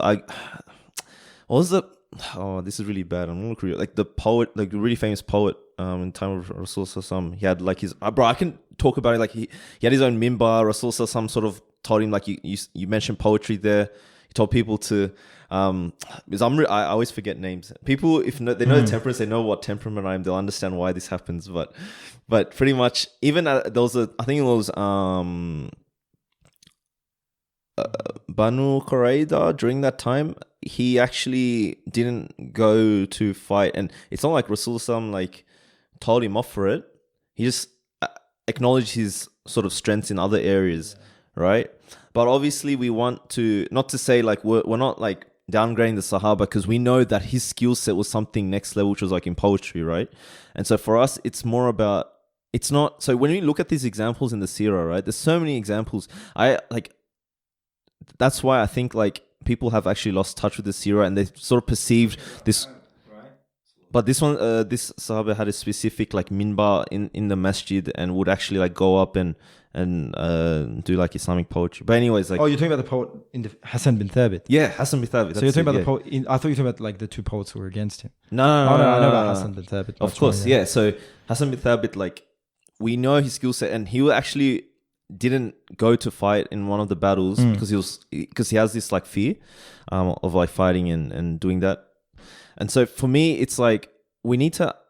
I think the conversation what happens is, okay, we are just blanket labeling men in a certain way how they should be or how they were, or supposedly were in the past, and somehow it's gonna, let's just apply that today. And today we can't exercise that, so it's like, oh, look at the world, it's crumbling. But in reality, it kind of stems back to the four temperaments framework. It's like, if you want to understand people on a deeper level, you'll understand that yes, people have these kind of inclinations. It's not like suddenly everyone was hunter-gatherers, and because of society we were all timid people. Like sure, in some ways, possibly, I'm not denying that, but I'm saying like that actually erases the whole kind of discussion of who actually, the temperament, like the phlegmatic will tend to be a bit more timid, shy in nature. So it's like, why aren't you having those discussions? They're not, they're all hunter-gatherers suddenly when they were born? Like, obviously not, because that courage is one of the things that they struggle with at times, right? So obviously, even back then, there would have been this schism at times within like people who were possibly like hunter-gatherers, like in tribes and stuff, right? But at the same time, Rasul Sallallahu didn't just kind of go up to them and like, there was that one time Sahaba, like, they kind of procrastinated and had to stay back and got punished. And that, Hassan bin Thabit, but he was praised. It wasn't like, he was like 70 years old too, man. Like, apparently there's some people that say he lived to 110, I think. Yeah, subhanallah. So there's a lesson for you. I mean, but what I'm trying to point is like Rasul there was even Sahaba that like overslept. And so what Rasul did, which is amazing, subhanAllah, he was like, okay, you can sleep, but then just follow us. So then what happens is like his job is just to like stay behind to see if anyone is following them, or if there's like an army behind them. So he's like, the rest of the kind of army is like marching forward, and he's like a bit back, kind of just like observing if there's anyone sort of coming and then doing it. So it was amazing how Rasulullah was able to kind of combine all that. So my point is like that conversation isn't had about like people knowing people for what they are and sort of using the skill set accordingly, rather than it's just seen as, oh, bro, like, got to be a man, masculinity, like, we're all hunter-gatherers before, we're not now, society is trash, yada. Like, it's not as simplistic as that. That's what I'm trying to say, and it's about having that conversation as well, which is really important. And that's what I'm saying, like, all this stuff that we're talking about now, it's not really had in a much deeper level. And it's a shame. Like, I'm not saying scholars or Islamic scholars, I'm saying people that I've interacted with, people that I'm accustomed to knowing that they study and look into deen hard. Honestly, like, it's like different world for them. I'm just like, dude, like, this is like straightforward conversation, you know what I'm saying, about important subjects. Absolutely. And it's very much Islamic. Like, you can't put me in the box of, okay, this is not Islamic what you're bringing, we got to have these rules and regulations. And so these kind of discussions are very much needed, and that's when like you get to the crux of the issues, rather than kind of just making a blanket XY ruling and kind of going your merry way, So that's pretty much what I wanted to draw my attention to, especially when it comes to conversations as like feminism, or even could be masculinity, or even critical race theory, or any other type of philosophies. Like, you'll be surprised, bro. Like, when you go into these subjects, it's like how much you're like, oh wait, yeah, no, this is I actually wanted to bring this up. So someone, I think it was you, or was it someone else? I forgot. So I wouldn't say, okay, so I'm gonna say HT, but don't quote me on it, because this was someone telling me about their experience with HT, right? This is not like calling out HT, but okay, so what happened was, and this is, I think, still a big way of how people perceive things. It's like, so you have like colonization, right? And we have like, we're living in Australia, and the Aborigines got butchered and massacred, right? Stolen generation, and the families were lost. And this wasn't me, reclaiming by the way. identity. It wasn't you? Okay. Story, So pretty much when someone from the sort of, what do you call it, leaning of bringing out post-colonial theory, they are talking to a guy from HT about this. It's like, how do you make sense of this? What do you think about this? It's like, oh, the British were powerful. The British were, like the British were the ones that won, and yeah, like power at that time, it's like British, like what are you gonna do about it? Like it was kind of, that was it. You get what I'm saying? When it comes to that conversation, and it just sat there, and he was just like, what? Like, I mean, what a and contradiction. he felt like it was like, yeah, it was like some sort of, you know, Islamic perspective or something. And the way they'll speak about it is like, it's like an Islamic perspective. But rather, I guess, when you get into like even feminism, bro, feminism like talks about this all day. And that's where one of my entry points into feminism was actually reading about feminist scholars in Australia and the Aboriginal struggle, like Aboriginal feminist scholar that actually talked about the struggles here and what they endured. From an Islamic perspective, right, we all know, we should know that we definitely stand on the oppressed, right? From the perspective of, okay, from the Aboriginal perspective, people that are getting massacred for no reason is not something to be like, oh, it's just power, bro. Like it just happened, you know, they were strong, yes, and yada yada, and you know, mass rape and all that sort of stuff, right? It's not something to be like, oh, it's just like the conversation needs to be getting a lot deeper because these are families that are destroyed, these are people that are destroyed, and Islam never promotes any kind of that behavior, of course, right? Yeah. And so for us, we should be on a perspective of being, you know, remorseful. What about people who say that it does? Does like, what? That it does promote like aggressive warfare, like in terms of citing that. And if you want to get into that discussion, that's like a rabbit hole, but that I'm just but in the like general sense, to Islamically, obviously we don't, you know, massacre people and kill women and children and all that. No, that's one thing that we do. So battles happen in the battle, and how, I guess, yes, you can talk about the situation with slavery and all that sort of, that's like another rabbit hole. But in general, I guess what you compare with, like, you know, colonialism and what you compare with Islam is like two different worlds, right? At the end of the day. So with like that kind of discussion when it comes to Aboriginals, it's like the traditional crowd, when it comes to these discussions, is like very, you know, superficial almost. It's like, yeah, just one, and we're here, we're living here, we're like, what's your problem, bro, or whatever, right? I'm like, okay, cool. But then it's like the conversation is endless, right? And the thing is, Aboriginal like feminist scholars have had these discussions for such a long time about what they went through, what they had to do, what they do in retaliation, the fights that they had to have with the government, and, you know, all these sort of legislations that they put through, like all these sort of things that are like, Muslims aren't even in the conversation. You know what I'm saying? It's like they're not even wanting to understand, right? And it's like, what are you trying to do at the end of the day? Like, is it like your whole sort of way of perceiving the world is like Islam, not Islam, and Islam is like what I categorize to be Islam. That's the way it should be looked at, and you know, these sort of societal issues doesn't really matter to me, and you know, because you know the British one at the end of the day, I'm like, think you on about, bro, like. Honestly, like see, you get my conversation in that perspective. Absolutely. Right? So it's about unpacking that whole discussion, but it seems like we don't want to, or we just think of everything as Islam and non-Islam. And you can even go into examples in the Sirah, but like Hilful Fudul, you can go into examples of.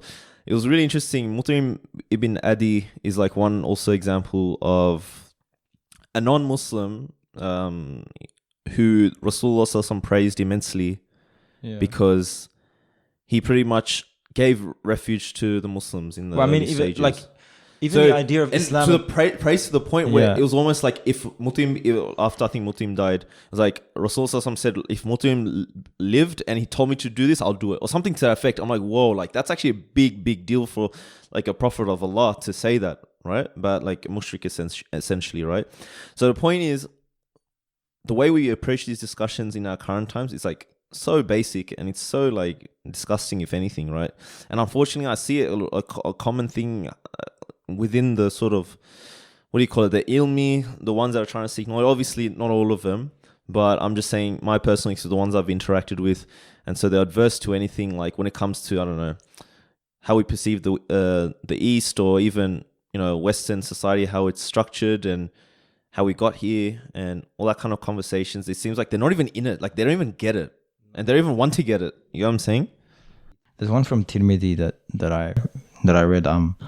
The people, the students of knowledge who specialize in hadith among us who may be listening could probably shed some light on the authenticity of this, perhaps after the fact. But it is from Sunan al-Tirmidhi, so you know, one of the more reliable collections, and it's. A man saw, translated into English, a man saw Rasulullah sallallahu alayhi wasallam kiss his grandson Hassan, and he saw that and he said, I have 10 children and I do not kiss any of them. The Prophet ﷺ said, verily, whoever does not show mercy will not be shown mercy. SubhanAllah. And I think that hadith sticks in my mind in relation to the conversations that we heard before, that we had before rather, about the idea of some of the ideas around masculinity and some of the ideas around, that are being propagated nowadays. And whether, like, if you want to link it to, the framework that you have certainly a student within, which is the 4 temperaments, the idea of like a choleric individual and like their natural, even a melancholic or a choleric and a melancholic, like their natural inability to show affection, or the difficulty they have with showing affection, and the importance of showing affection and love. Like, that's not something that's really you like a hippie now, brother, bro. But I mean, like, honestly, like, how much do you hear the man? You gonna promote smoking weed now, bro? Yeah. Astaghfirullah, bro. This is a path of deviancy, I've got brother. my baggy pants, bro, and my beanie. Brother, this is why you need Islam, brother. You're going down this rabbit hole, and subhanallah. Dude, no, I'm gonna start saying dude now. Dude. Like, that hadith, like, it's sahih, bro. Like, dude, it's all about love, bro. But no, I'm like honestly, in all seriousness, like, bro, do you ever hear that stuff being talked about in these circles, like reviving the sunnah? So yeah, unless someone's gonna come on now, and I mean, you're welcome to, and show me why that hadith is not authentic, then basically I want to hear in every single reviving manhood talk that I tune into, the importance of showing affection. Whoever will not show mercy will not be shown mercy in the context of kissing your family. I want to know either A, that that's inauthentic, or B, next time I hear a thing about reviving masculinity in light of the sunnah and reviving the traditional understanding of a man, I want to hear that mentioned. How many times have we seen? Because, bro, you know what? Most of the time, you're right. It's BS, bro. It's like a bunch of like guys who are like, the idea of a man as I see it is now being, minimized and reduced by this society, whatever, like by the rampaging feminists burning their bras and taking over the universities, and not shaving their armpits. A lot of it is like, the Ben Shapiro, Jordan Peterson. But Ben Shapiro is the least masculine dude ever. But that's what I'm saying. That guy. But those videos, I bro, that like fuels it. Okay. All right. So Ben Shapiro, bro, I have very little respect for. Like, I'm going to go straight out and I'm going to call him a gronk. He's a gronk, bro. Like, he's there. I don't know. Bro, he said some of the dumbest things. I remember one thing he's like, okay, he talks really fast. So he's like, oh yeah, he must be smart. Nah. He said, bro, legit. This is what he goes. He goes, all these people who are talking about the sea levels rising, like the global warming is going to make the sea levels rise. Like, the people like who live down in California, like when the sea levels rise, you don't think they're just going to sell their houses? And I remember sitting there and being like, who are they going to sell their houses to? Who's going to buy their house? Oh, sorry. You're just going to cash in your house is going to be enveloped by the sea for like $2 million and live a comfortable life inland away from the sea. So global warming isn't a problem at all. Far, man. That guy. Honestly, bro. All that like Fox News crew, bro. Anyone who defends Ben Shapiro from the Muslim community, I'm just like, cuz you're just a traitor. You're actually, I don't know. I'm not saying you're. They're not gonna do it now because he's very pro-Zionist. He's like a full-on like hardcore Zionist. Yeah. So from my perspective, it's not gonna happen. Unless we got like. But from the perspective of but on his feminist views, it's pretty good, eh? Bro, okay. Like there's like a serious point, yeah. Like if you want to go and critique feminism, like you actually think that there's something there to be critiqued, then like actually go and properly like bro. So Ben Shapiro, Ben Shapiro isn't the guy who you're gonna be taking. Allama Ben Shapiro. Okay, Jordan Peterson is a different case, but like, what do you think of him? If you want to make it really simple, some things are good, some things aren't so good. I take the good. That's like the Islamic approach, right? Yeah, but like, I think he's like low key, bro. He's espoused. Okay, so I don't actually. He tries. Okay, so the Zizek talk. Bro, that was bad. That was. I don't know what he like. That's so. The communist within me was cringing hard, bro. Like, God, I was just like, oh.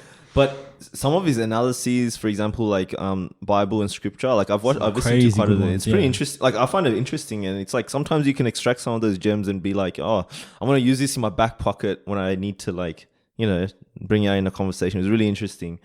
But you know, some things, you know, with the self-help stuff, I can't disagree. People will say, right, though, like, and this is a fair enough point, like you got both sides. But with the feminists, like, he's just cultural stuff. Bro, cultural war stuff he's bought into, like he's been pushed into and that. Anti-Islamic stuff. And also like a lot of people have accused him of being a white supremacist and things like that, and perpetuating white supremacy. I would but like, if you don't understand that kind of discourse, then like, I mean, at the very least, he has appeased his like anti-Muslim fan base. Yeah. Don't you reckon? Like for the most part, like low key, he's just like been very kind of wishy-washy about like his position on Islam, and when he has mentioned, so the Sheikh Hamza, I don't know. Remember, he's like, I don't know. One thing I think about is, I can't do his voice, bro. One thing that I think about is that's like, you know, Bane from Batman. Hello, I'm Bane. It's like it's kind of like that. But I don't know what to think of Islam. You know, just but the Prophet Muhammad was a warlord. And I don't know what to make of that. That's like what he's. That was his thing, bro. That's what he says about like that's Islam. I'm like, come on, bro. You're a university professor, bro. Come on, like you studied religion. Hard? That's literally, bro. Literally, that's what he says. I reckon straight out as soon as he said that, I've seen like 18, 17-year-old like, you know, guys convert to Islam. This guy doesn't want to lose his Patreon followers from his like right wing fanboys. That's all that was. He knew it. So well he can't go in and be like, yeah. Oh, that's actually very fascinating. Yeah, his voice is Islam so good. Is, you know, it's just like a class of civilizations in the sense that, you know, Islam is I just hate, like, every time. So the recent video I've seen, my Jordan Peterson voice, by the way, guys, is terrible. Okay, like I'm not taking it seriously. So like the times he's spoken, like, the way when he talks about culture in Islam, it's just like the same thing. It's like, oh, Islamic culture. I'm like, huh? Like, what's Islam? Yeah. Like, unless you're talking about like the discourse of like Islamic civilization. When people say that, I'm like, what? Like, what is he trying to say? What like, is Islam? I'm trying to unpack. Like, how is Ottoman civilization the same as sub-Saharan African Islamic civilization, which is meant to be the same as like Sumatran Islamic civilization, which is meant to be somehow the same as South Asian Islamic civilization, and then Turkic, like. That's so weird, bro. And I remember this one like Fox News chick, Bridget Gabriel. She was talking on Fox News once. She's like a news anchor, like a staunchly anti-Muslim news anchor, and she went after like all these like people who she called the new terrorists, and basically like said that they were propagating jihad because they talked about akhirah publicly, and like anyone who talks about akhirah, clearly they're like alluding to like, you know, suicide bombing somehow. Bro, Fox News, bro. If you just watch Fox News as a Muslim, like it's like the sad. It's so tragic that so many Westerners like watch this and just like, yeah, this is good I have stuff. another question because you brought up Jordan Peterson. But yeah, no, let me just finish with Bridget Gabriel. Her point. She was like, basically it's irrelevant to talk about the peaceful majority of Germans during the time that the Nazis came. Like the peaceful majority becomes irrelevant. So even if a majority of Muslims are peaceful, then like it's the minority that we have to worry about. And I remember just sitting there and being like, all right, so let's talk about the Germans. Like, let's forget about the Germans. Let's talk about European civilization. So just because the Nazis, you know, were obviously committed atrocities, what's that got to do with like a Portuguese farmer? I mean, they're both Europeans. They're both part of European civilization. They're both Christians. Let's talk about Christian civilization. See what I mean? Yeah. Like it's such a this discourse of like civilizations. It's like grouping all the Muslims together. Pretty much. That's like we know on a detailed level. Like most of the takfiri jihadists, yeah, like Salafi takfiri jihadists, are like a specific movement within Islam, and like suicide bombing pretty much was exclusively monopolized by and the tactics of jihad, like that we now associate with like terrorism, Islamic terrorism, are linked to a particular train of thought within Islam. Yeah. That we have nothing to do with, really. That's not to say that jihad itself and like warfare. So like there's a difference in our assessment between like the warfare of the Mujahideen in Afghanistan during the period of the Soviet Union and like some guy in France who runs over people at a festival in his SUV.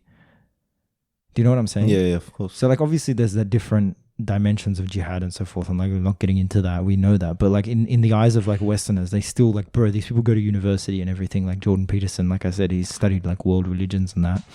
He's like a professor of psychology, like a proper intellectual, and then he comes out and that's what he has to say about Islam. And it's just like, come on, bro.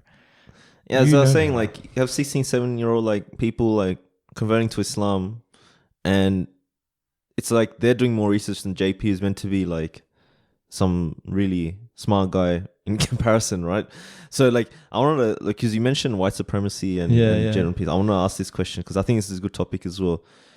So there's this kind of discussion sometimes online. So from the traditionalist camp versus I don't know, the academics camp, and so when, for example, I don't want to get too much into Sheikh Hamza Yusuf situation. Like they're quick to call him white supremacist and stuff. Yeah. But not on that point. I'm more about anyone that's kind of anti-CRT is like, you know, white supremacist. Yeah. You know, come out and it's like, oh, what's these ideologies, you know, and they shun them. And then there's this other camp that comes out and says like, I don't think that anyone who's anti-CRT is necessarily a white supremacist. So I think so. So I'll unpack my sort of thoughts on that. So people have this perception of what white supremacy is. They think white supremacy is KKK. And that's actually a disservice to what white supremacy is. So they think that, because it's KKK, I'm not going around hating on other people. Like, you know, I'm not a white supremacist. What the heck? Do you remember? Or even I'm a brown guy. Like, why do I go around loving white people or something? I thought it was a bit weird when Hamza Yusuf did say like most of the violence in the black community is black on black violence. Do you remember when he was asked about BLM? Like when he made that statement, like I followed Sheikh Hamza Yusuf very closely, and he was one of my kind of like inspirations. When I wasn't Muslim, like that led me towards researching and understanding more about Islam. I remember some of his talks, like Shakespeare and Islam, that were like really profound for me. That really got me, bro. I was hooked. Like, damn. And then, that was one of my first Sheikh Hamza Yusuf videos. I was like, watching dude, that. I'm dude. I was full hippie back then. I was like, dude, bro, like it's profound, man. I don't know why my hippie has to be American. Like it just has to be. But yeah, that was just like a moment where I was like, oh, that's an interesting thing to say. It's like, because you could go one sentence further to unpack that and be like, okay, well, why is there more black on black violence than there is white on white violence? Proportionally. Why is that the case? Why is there more violence in that community than there is in the white, in sort of predominantly Anglo-Saxon communities? Yeah. Answer that. Like they didn't, he didn't go that far. Like he didn't read that far. So that's the point. So it's like my earlier point was pretty much with white supremacy. It's already something in someone's head, like, oh, KKK, right? But it stems a lot deeper than that, right? So CRT, the whole idea, right? When it comes to critical race theory, it's about sort of evening the playing field, trying to sway the kind of way we've perceived society and the way we've perceived ideas in favor of, like, you know, minorities, and in the case of like black people in America as well, right? Where certain ways of how so for example, you know, is law colorblind is like a discussion that's had within CRT, you know, and liberalism is in CRT and storytelling. So all these things, right? That's actually looking to like empower black people in a certain way. It's like, once you are saying you're anti that, it's like you're automatically saying like what? So you're not. But then the thing is, like, this is where I want to make that distinction, is that people have perceived CRT to be certain things. That's what I was going to say. And then that was my point. That's how, like, they think that it's not like that. It's like, oh no, but I like black people, bro. Like, yeah, it's like, no, if you actually knew what CRT stands for, then you'll be like, no, you're definitely going against that. Is like, definitely, I would say, you puts you in a white supremacist camp. The point that I was going to make is like, I don't think that people necessarily are white supremacists in that the negation of CRT is like because of white supremacy. In fact, what I've seen is people like talk. Because they think they know what it is. People talking about CRT negatively and then actually going and saying the exact same things that like CRT critical theorists will say. Do you know what I mean? Yeah. Like you see it in the Muslim community a lot. Be like, these homo. CRT left-wing types, these guys, like they'll probably like name us in there as well. Liberal Muslims going like and watering down the deen with their academia, and then they'll talk about like structural problems they face as Muslims. And I'll be like, that's CRT, you know, bro. Like, it's the idea that it's quite a simple idea. I know like quite a few guys who they've been like, what do you think about CRT? Like intellectual guys who are like more They're trying from to the catch you tradition. up. They'll be like, yeah, so what do you think about CRT, bro? And Yeah, I'll be it's like, great. yeah, Love it. No, I'll be like, yeah, like what problem could you actually have? And they'll be like, no, I don't know, man. Like, don't you think it's just like, they'll be like, don't you think it's just like, how would you say, like, sort of like not compatible with like normative Islam? And I just sit there and I'm like, what? Like the white people in the country and society that they created aren't necessarily going to treat you as well as they treat their own. And they've created this lie and that you're always going to be at the bottom of the rung no matter what you do. Like that somehow, like that's not compatible with normative Islam. That the kuffar are never going to treat you as well as they treat their own. Exactly, yeah. I mean, that's not all critical race theory is. Critical race theory is a lot deeper than that. But like on like a basic 2-bit level, you would accept that. So you've come to the critical race theory table now, haven't you? Once you accept that's like structural, like all you're basically doing as someone who's studied history is you're saying, okay, the way that society is set up at the moment and the problems have historical causes. The people who negate any kind of discussion of the like basically negate cause and effect. They're anti-cause and effect. They're like, no, there's no historical cause to this problem in the black community. It's about personal responsibility. I'm like, bro, are you crazy? Oh my gosh.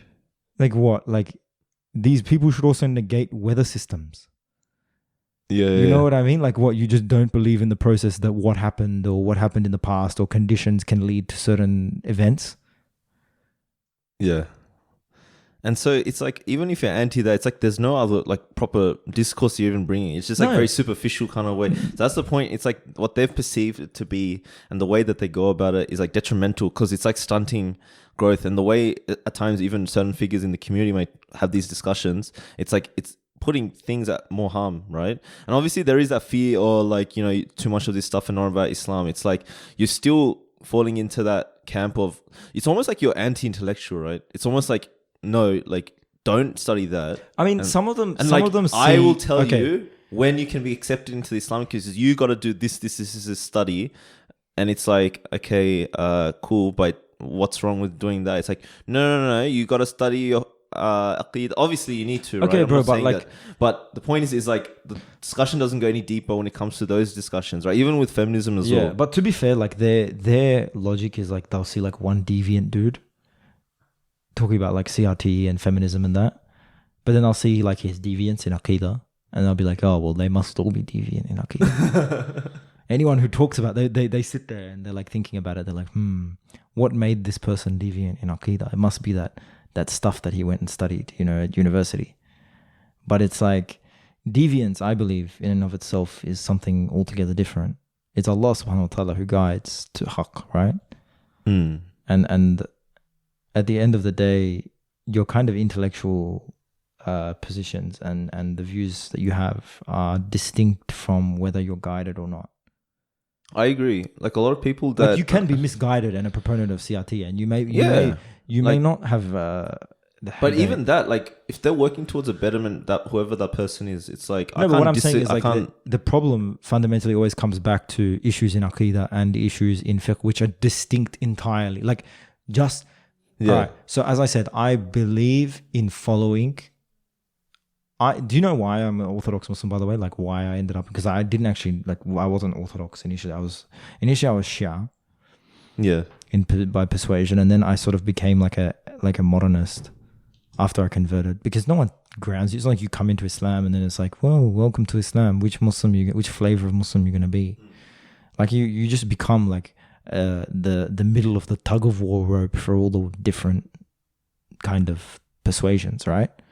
So like, you know, I was like, there was a Shia guy, he was like befriended me. I was, you know, the lonely sanguine looking for friends in my new community. So I was just like keen with it for anyone who was gonna have the time of day for me, you know. So I became Shia, and then I was like, after a few days, I was like, no, I don't think this is right. Literally after a few days, someone was talking about Abu Bakr in like a random unrelated talk. And I was like, wait a minute. I was like, wait a minute. This Abu Bakr guy, he wasn't a bad guy. And so then I left Shiaism. And then I kind of studying at university and actually studying like Orientalist in the Orientalist tradition, I sort of began to espouse like views like related to modernism. I wasn't really interested in the Islamic tradition per se. And then it was one thing that one of my teachers said to me once. I was in the masala, so I tried my best to be sincere, but I was in the masala one day, and he was talking about how the amount of hadith that existed in the early generations. So amongst the Sahaba, and then amongst the Tabi'een, and then the Tabi'een, were up to 1 million, potentially, hadith that were known. And nowadays, if you wanted to gather all the hadith, including the ones in manuscripts, you might find 80,000. So how are you going to go out there and make a tradition, or like actually understand what Rasulullah sallallahu alaihi wasallam was showing us and what Allah subhanahu wa ta'ala expects from us, with only like less than a tenth of the material? Yeah. You're not going to. So you have to go back to where that, the sources were the most robust, and the people who understood it were most in touch with what it meant and the meanings, because the language has, our understanding of the language has declined, of course.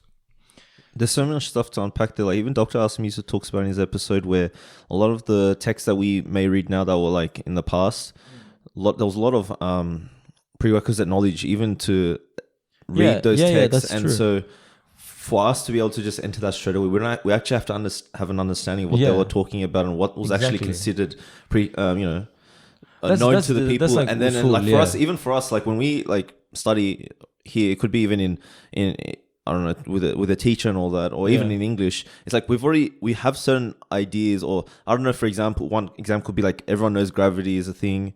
Back then maybe it wasn't like the concept and idea wasn't articulated. Now we know that. So when we talk about gravity in a certain context in Islamic tradition, it's going to be a lot different to maybe, 100 or 1,000 years later, where maybe it's a different word and different usage, and the way it's talked about it's a bit different because science has changed, all that. So just bring a random example. So like all these ideas that are actually known to the people at the time have to be also known to us to be able to truly understand the text, right? Yeah, of course. So these kind of discussions, it's like that disconnect from our tradition. So like for us to be actually accumulating as much knowledge from all sources. No, but you still have like so the point that I was more going to is like you still have a silsila. Like you still have like in tasawwuf, it's obviously a silsila.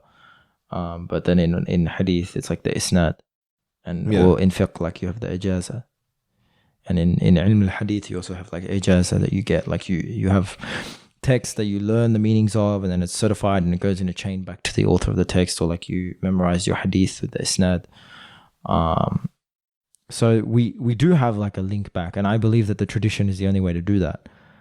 But the context of me bringing up like the idea of orthodoxy is like I came to understand that, and I came to ground myself in that. And the idea, I studied a little bit of Aqidah under a teacher as well, just to understand the basics, what is impossible to believe about Allah, the sort of categories, what is possible about Allah, like regarding Allah, and what is impossible regarding Allah, and the attributes of Allah subhanahu wa ta'ala as well. And like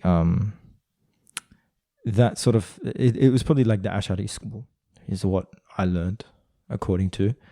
And then I studied these things, and I internalized them, and I believe them wholeheartedly. So now when I go to pick up a book regarding racial theory, it doesn't jeopardize or interact whatsoever with either of those things. Anything it complements for me in the sense that like as a Muslim experience, and you unpack like the African American experience, and then you see the struggles and what they've had to go. Exactly. If anything, bro, like critical race theory, it's like subhanallah, because it kind of lists out the struggles and the situations that African Americans had to go through, and you see it play out even in your own Muslim way. For example, one example that kind of comes to mind at the moment is, so we have the situation with like the Nation of Islam, right? Back then, what would happen is, because it was gaining power and traction, they had their own businesses, and it was fruitful in many ways. What happened is like the government was pretty much trying to have double agents within the Nation of Islam to inform them, right?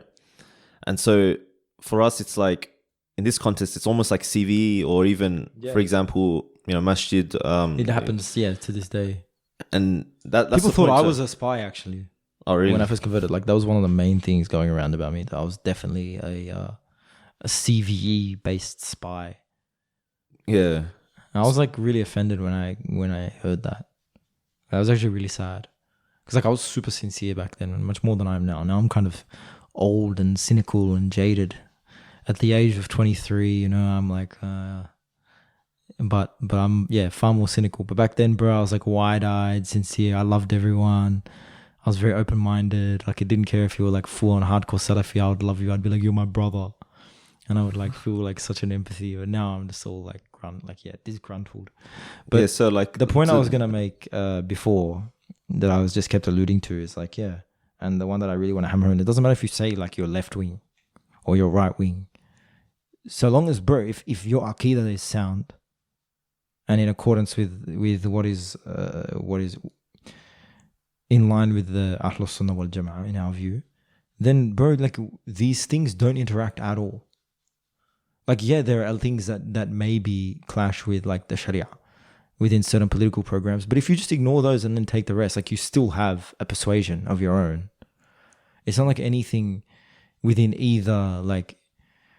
That's the main thing I don't understand about like the sort of specifically alt-right critics of certain ideologies and stuff. It's like a Muslim from the Muslim community in particular who have like adopted this kind of red pill attitude where they're like associating deviancy with certain political concepts and certain like, again, like things like critical race, something so big as critical race theory and even feminism. Where it says it's like for me it's so clear that they're different things altogether, like your aqidah and your belief, and then because, bro, like if you go and study, like if you don't actually understand, you know, Allah subhanahu wa ta'ala, and you don't actually understand the world, you don't actually understand anything about the Sharia, and then you go to study evolutionary, like like basically biology, human biology. And you come into contact with things like evolution, bro, you'll be made like deviant straight away. And you start adopting ideas that are contrary to sound aqidah. Yeah. But it's not like being a scientist necessarily contradicts. Like, do you see the point I'm trying to get to? So this like is my biggest qualm. My basically just building off what you're saying, my point is like, if anything, those fields actually inform and articulate Muslim experiences, right? Especially in the West, in context. And that CV example is one example of like, look at all, like the Black Muslim community, even in general, have gone through so much, right? And so it's like for us, we can actually like, how do we make sense of that? We can literally read the history of what happened and kind of unpack it and see, okay, what repackaged version of what they were suffering is happening right now in our current context. And there's so much to happen. And like Yasir does like an amazing job in bringing that to light. And I honestly think he's doing that kind of work, and especially in his book as well. But in saying that, it's like, even in feminist discourse, like one of the assignments that I had to do was talking about, for example, like the contemporary Indian kind of situation in terms of feminism, but also like specific situations. So one of them was the Delhi like rape cases and all that happened.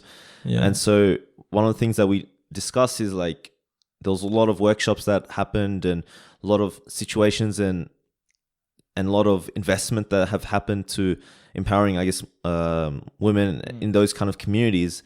And you can kind of study and articulate like what sort of steps they've taken, what measured steps they've taken. And so it's like for us as a Muslim community, it's like, oh, we can actually learn, and they've done these XYZ things.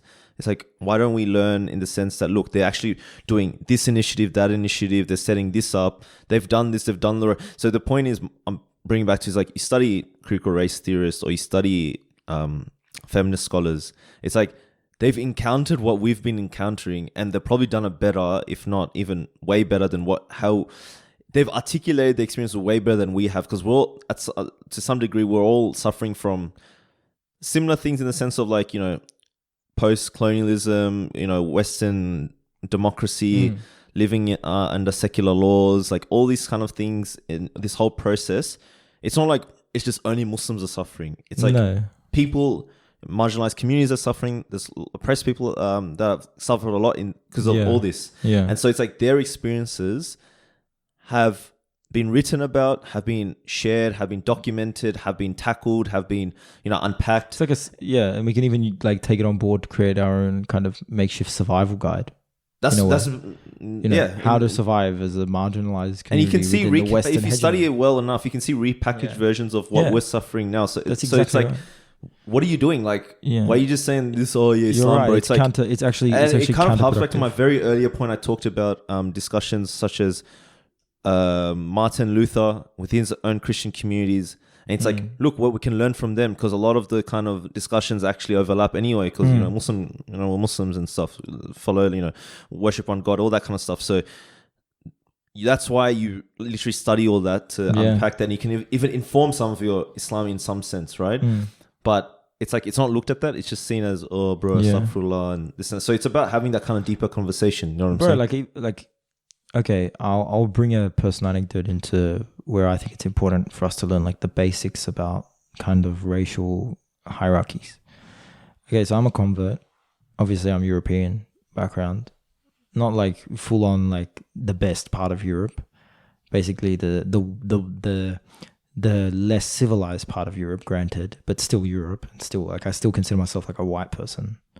I don't think I can take myself out of that. Like I identify as white, and people identify me as white. It's just like I'm not from like the even within whiteness, there's the idea of like the good white, which is like, you're British and Scandinavian and Germanic peoples, and then there's like the not so cool white, which is like your Slavics, like your Polish people and Bulgarians, and obviously southern Italy, southern Spain, and the Greeks and so forth, Albanians. But yeah, like, coming into Islam as a European, like, you have a completely different experience as someone who comes into Islam as like African, or someone of African descent. Or like most of the converts that I've met, I think I've spoken about this a few times, are actually not European.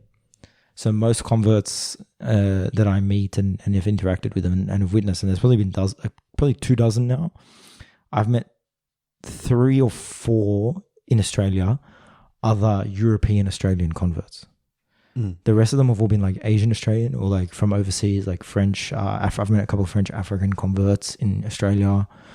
And the point is, like, they just don't have the same, and quite a few Indians actually, like Indian Hindus and Bangladeshi Hindus have converted to Islam. They just don't receive anything like the kind of welcome that I received. Yeah, like, I was considered a spy and part of CVE, but the fact of the matter is, bro, like, you're more likely to probably be put on a panel and talked about as people want to know your revert story when I walk into a mosque, especially when I tell people I'm Italian. People be like, oh, what's your revert story? But if you're like some person from like an African country or a South Asian country, you walk into a mosque, no one's going to talk to you. No one puts you on that pedestal the same way that you do if you're a white convert.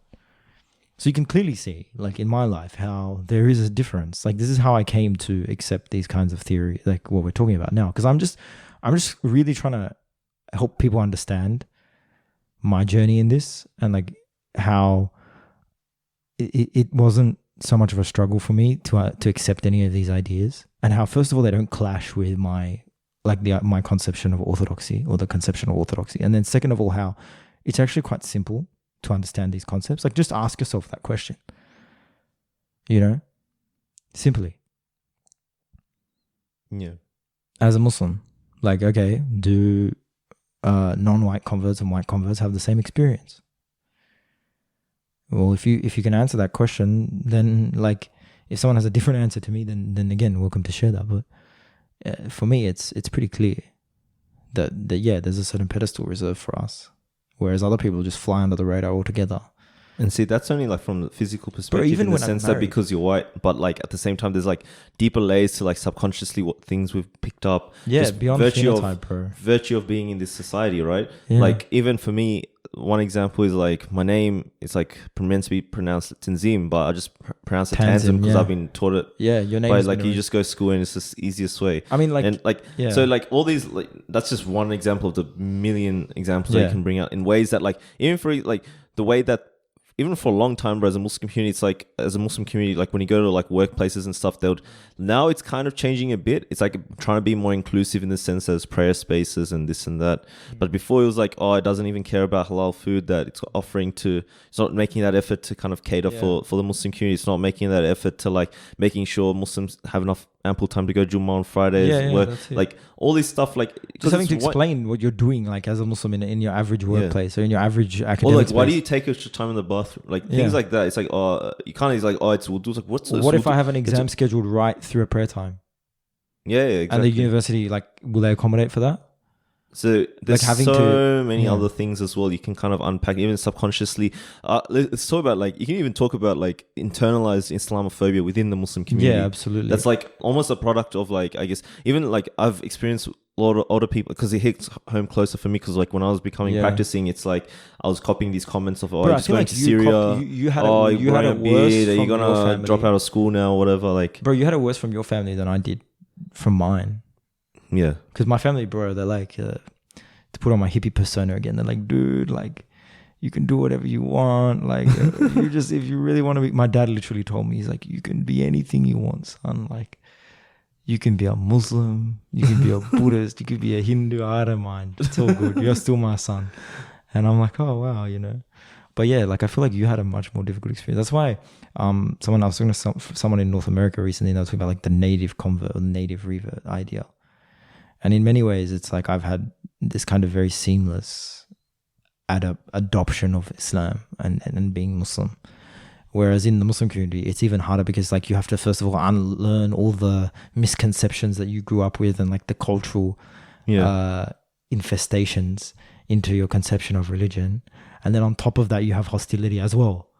Yeah. No, not only just that, it's like unpacking, to add to what you just said, why is it that even, bro, I've had religious family members, like one of the few religious ones in my family, even when I started becoming a bit more practicing, growing my beard out, there was like, oh, why are you growing your beard out now? It's like, you know, you're a young boy, you know, you got to get a job first and get married. You can grow it later when you're old. Like, why are you doing it now? I'm like, huh? Like, this is...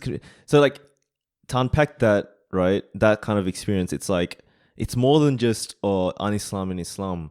There's more to it. It's like, why aren't they... Okay, let's just say, to hone in on that conversation, why aren't they saying, hey, get a job, because grow out your beard to get a job and, you know, be more outward in your Muslim? Why are they leaning towards telling you to be less Muslimy in the context of getting a job? You tell me that. Is that what?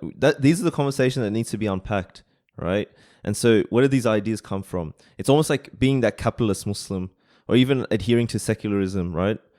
And even like promoting like liberalism in the instance of, or just secularism, more to the point with just keep it to yourself, you know, don't bother others, you know, don't need to give dawah and talk about your Islam outwardly to others at workplace, just keep it to like, it's like everything un-Islamic under the sun, trying to justify it even though they're practicing. It's like, what? Like, and it's not something that's just like one off, it's a prevalent thing in the community that does happen. It's like, it's an shedding off your Islam, man. Like you know, I'm sure like female or hijabi women had to experience like, oh, just take off your hijab and it will get better. Like, it's like everything you're doing is like trying to shed off your Islam. It's like, where does this come from? Like, why is this happening? Right? So we have to unpack those conversations, right? We're in that society that pushes you to be more white, if anything.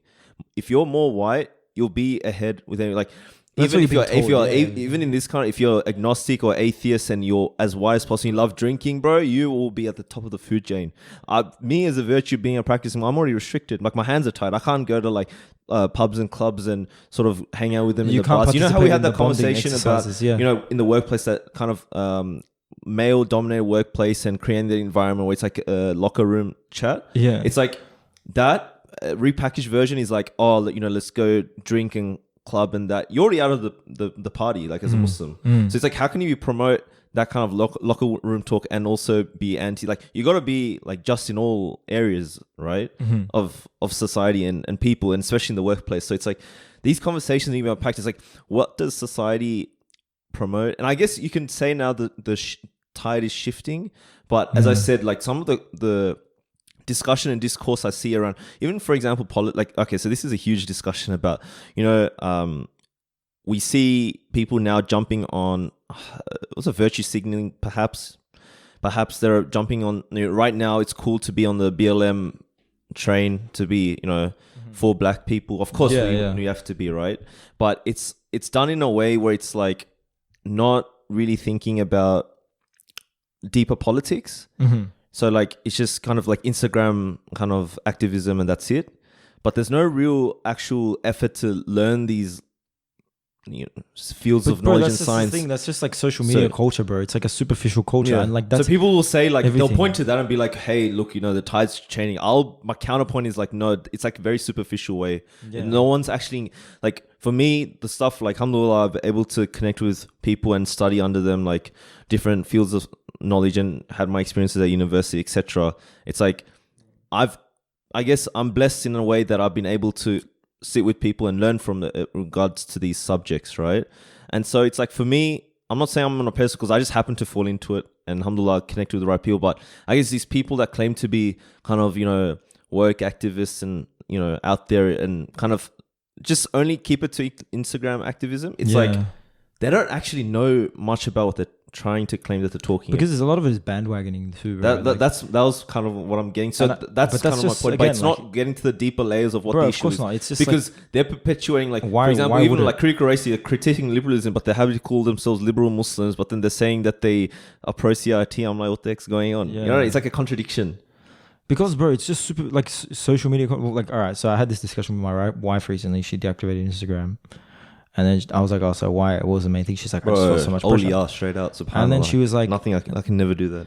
She, I don't know if she'd appreciate me sharing this, but anyway, who's going to listen to a podcast at this point?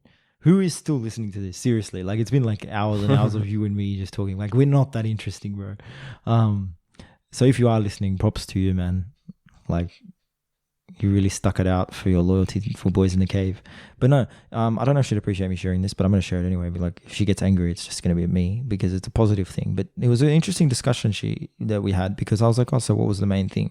It's like pressure. And I'm like, oh, like what? Pressure to conform with certain standards. She's like, one of the main things was literally like when there was some kind of political issue or event that was like being spread about, like where everyone was sharing something.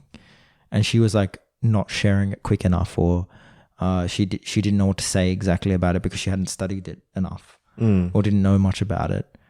She would feel like that people were going to cancel her and be like, oh, you're on Instagram, you have all these followers, like why haven't you come out and said something about this?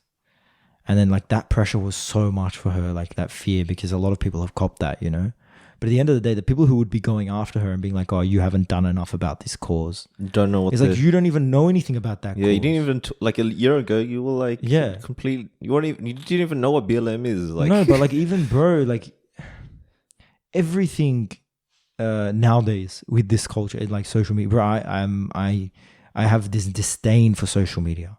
I don't want to swear on the podcast, man, but it's like, this is the hardest I'm having to fight.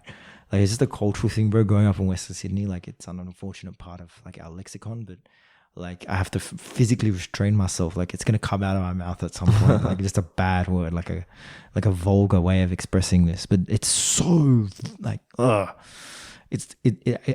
like gonna get really, really, really furious if I start piping up. But just social media culture, man, like it's just so ridiculous, and it's just like everything that's bad about humanity and like dynamics within society is just being amplified by social media, and everything that's good about human nature and good about society is being like minimized by social media. Like, it's just a platform for everyone to put across their opinion as if they're an expert on something, and whether it sticks and actually you gain a following or not has very little to do with your content or your qualification. It has to do with a lot of other things. Like, just the way that I'll put the social media thing into a metaphor is like, what do flies gather around, man?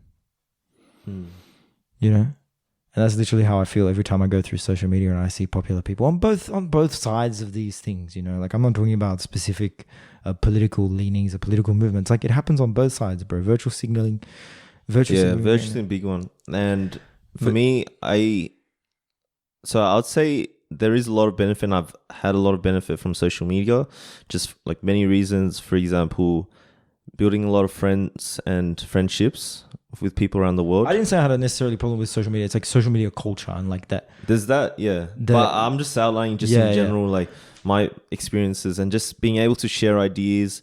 I think for me, like for example, through social media, Boys in Cave was able to grow, alhamdulillah. So many ways we were able to benefit from social media. So for me, particularly Muslim social media as well is like, again, like what I'm referring to. Like I feel like when I say something, it has a connotation and like a context in my head and like amongst my peers that I mean, but like people with a wider audience potentially don't understand. So I realize I have to qualify everything. That's why it can sound kind of long-winded and unnecessarily like with too many addendums. But essentially, yeah, there's like a really toxic Muslim social media culture, bro, where people are just gathering around people who just chat absolute garbage. So for me, it's like at this point in time, all I do is, because you meet those people that you know that are switched on and know what they're talking about, I essentially like follow them, follow their works, and if I can, build a relationship with them. And in that sense, I'm able to benefit from them. So for me, social media is like that. It's just building those kind of networks and frameworks and sort of getting to know people in that manner rather than kind of look to refute people. Even though I fall into that from time to time, but I just don't see the point of like honestly, even if I was somewhat more like, even if I'm a graduate, man, bro, if I was a graduate in like I finish inshallah by the end of this year, right? Even then, like you're a graduate from university, you're already more educated than 90% of the people who are commenting with authority on issues that are happening nowadays. People just haven't educated, who aren't educated in the slightest, or educated in a field so far from what they're commenting about. But then, like, they just make these incredibly long-winded, with high modality language statuses, like of certainty and of conviction and such confidence, bro. I'm like, where do you get the confidence, man? It's cleric energy. I feel like I have staunch cleric energy. That's literally, it stems from that. So for me nowadays, but no, like I have that side, but at the end of the day, that's overridden by a sense of like a common sense that I have, where it's like, okay, I don't actually think my opinion is worth that much. And like you and I are having a conversation now where I'm sharing my opinions and someone could listen to that. But that's not, to me, bro, that's not the same thing. You're listening to me, yeah? I don't have this sense of self-importance. I'm in a room right now with my friend talking about something. And if people want to listen to this conversation that I'm having with my friend, they're welcome to. But people post statuses and they post their opinions and they share their thoughts with such a sense of self-importance. You know what I mean? Like, and you can tell it's nafs, bro. You can tell for these people straight away when it's nafs for someone. Because when you criticize someone, when you come for them, look at how they respond. Do you know what I mean? It can be narcissistic behavior in some sense. They'll try to like put one over you and try to bring up random things you did. It becomes like a personal thing straight. Like you know those people you criticize their idea and then it becomes a personal thing straight away. And it's like, whoa. Like you just like, whoa, wait, where'd you bring that in from? Like, I'm just saying, like, you don't know what you're talking about on this. Like, maybe you should not even in that harsh, in those harsh terms. And then they'll sort of make a side remark about your Islam or something. And I mean, that hasn't happened to me as much, but like, I know you must be referring to something there because I don't necessarily think I've been through that so much. No, because I do cop it in that sense. Like, obviously, I'm not like full student of knowledge and that, but I know my basics. But at the same time, it's kind of used against me in the sense that your is longer than mine. Like, I don't know how you managed to cop that. But unfortunately, like that's the case, right? So for us, like I guess tied to like Boys in the Cave and our initiative is to elevate the discourse, and that's what I've been trying really hard to. And for me, I have personally grown a lot. Like, I guess at the beginning we did have like DH on, and at that time I was pretty like relatively pro DH. I don't think that episode was that bad though. I don't even remember. It was such a long time ago. I think I listened to it quite recently. But the point is like now, like I wouldn't bring him on, obviously. Really? Right? You wouldn't have him on for discussion? Probably not. Depends. I don't know. For a yarn with DH? It's just really like off the rails now. It's like I wouldn't even consider it, right? And so, and at that time, I remember I was having a chat with like, I think it was Sadi, where when I did the episode, the first one ever with Yasser, it was like early on, I was still pro DH. Like you could tell when I was doing the episode, I was sort of saying, look, I look to you for these issues, but I also look to DH to refute these crazy liberal feminists. So like, I feel like that episode was a bit of a turning point for you, man. in a way, because I kind of a see bit later. No, because I kind But of I was never really anti, like, yeah, like I've seen a lot of people Yeah, that are like yeah. very anti, oh, what's these ideas is ring. It took me a long time, like actually, but the thing is, like, I'm naturally that guy, like, just open to understanding things better. So for me, it's like, I just took the time No, to I like, feel like a lot of and I people guess with doing the respect podcast, it's like, it helped accelerate my sort of things. Cause I was able to, so for example, the academics would have a certain statement they'll put out and certain sort of question they'll pose to perhaps people that perceive Islam in a certain way, and I can actually ask kind of questions or statements that they made, and I can ask it to the sheikhs and the knowledgeable ones, and I've been able to do that through the podcast, and I end up seeing there's like a correlation of like, oh wow, like okay, there is. Obviously, they're not going to go into the full fiqh because that's not their expertise, right? And to bring out those statements, but they're onto something here, which I didn't really consider. You know, for example, just seeing as, oh, you just have to study the fiqh books and you got it down packed. That all break away when I talk to like most of like the sheikhs that I spoke on this. It's like context is important. What we just alluded to is like the knowledge that was available at that time. We need to have that. You have to try to make an effort to understand that, to also understand the fiqh. And we know essentially, like we know the famous story of Imam Malik and how he said, you know, when someone came to him and said, you know, what's the ruling for this place in this land, etc. But then just to see that from other sheikhs, like Saleh Basir was also kind of alluding it to on his own show that we did with him. So all these so I was able to have the privilege to ask these kind of questions, and so for me, I was able to really unpack that. And alhamdulillah, like I think for me, I've able to benefit the most out of, you know, Boys in the Cave, because just being in that position of asking the questions that I wanted to ask. And honestly, bro, like to just reflect on our journey and my personal journey, I think a lot of growth has happened from just doing this podcast. And for me, it's really crazy because when I was getting into Deen, and I guess with Speakers Corner UK was like a big thing, and that was one of the things that kind of fostered that idea of, look, there is, I can have izzah for the Deen. Look at this, like they have these mad arguments, these mad philosophical discussions. I had no idea of like Islam could present that. It was kind of seen as more Zakia, Nike-ish approach, which isn't bad or anything, but it's just like that kind of, I kind of have a soft spot for Zakia. yeah, of course. I think everyone does, bro. But like more just kind of, I guess in that Salafish, they just saw everything black and white. But then it's like, he's not going to talk about like Foucault or, you know, Edward Said or something. You know what I'm saying? So it's like, obviously that's not talked about in Speaker's Corner, but I'm talking about more philosophical discussions around, Kalam, cosmological, all this kind of unpacking of these ideas. It's like, whoa, like Islam has really something here, right? And I remember when I would be like watching those intently, bro, I was used to binge hard on those videos. And I'm like, there was this burning sensation inside me. It was just like, I really wish I knew all these figures, you know? I really wish I knew these guys and people like these guys. And I reflect upon it even during when I do Boys in the Cave. It's like, I don't know if Allah answered my dua, but bro, like, I feel like I know so many like famous people now, like in the sense of Muslim dawah or Muslim scene or academic scene. You know, I've got all like from Aira, bro. I have like a lot of the phone numbers. Bro, I was gonna say, don't know, most of we'd the flex, connects. but okay, bro. Nah. But you get what I'm saying? So it's like, I back then I was like, guys. but like for me, it's like, I remember when I was like into Deen in that sense, it's like, it was just that burning wish that I really wanted. You know, it's like, I wish I could really connect with these guys because like, not only just learn from them, but it's like connecting with them. And even with people that I knew, it's like, if I know these guys and those guys, it's like, I can bring these people together. That's how I feel Boys in the Cave are doing, because like all the ideas we talk about, they get shunned at times. It's like we actually have the platform, because we know like if people listen to our podcast, like majority of our episodes, we know like obviously we're speaking from Islamic framework, we're trying to be better Muslims, etc. Having these discussions. So it's like I feel like I'm bringing, or not I am, like we're all trying to, we're at that unique platform where like academics, scholars are kind of marrying up with, you know, some of the Islamic tradition, and we're trying to bring everyone on and unpacking these ideas, and we feel like we're doing it in a more civilized manner, whereas I've seen in other contexts it's done in a very hostile manner. Culture war, we fall into that. We can't unpack those discussions. So like for me, it's like, you know, I don't know, like it's really, sometimes words can't conceptualize how you really feel, you know. So I'm just gonna leave it. No, I think one thing I wanted to, like, you mentioned Speaker's Corner just before we wrap up. It's like episode with that. Do you want to go a bit longer after we prayed? It's all good. No, we wrap up. You have to go. There's no need to subject people to any more of this. But yeah, no, like one thing I wanted to mention before we wrap up is like Subur Ahmed. And like one of the first guys that like really made a good impression on me when we did an episode with him was Subur Ahmed, mashallah. Like he's actually like a man of like really good character, but like the main thing that struck me was like his whole thing was about refuting Darwinism, yeah? But bro, he knew Darwinism.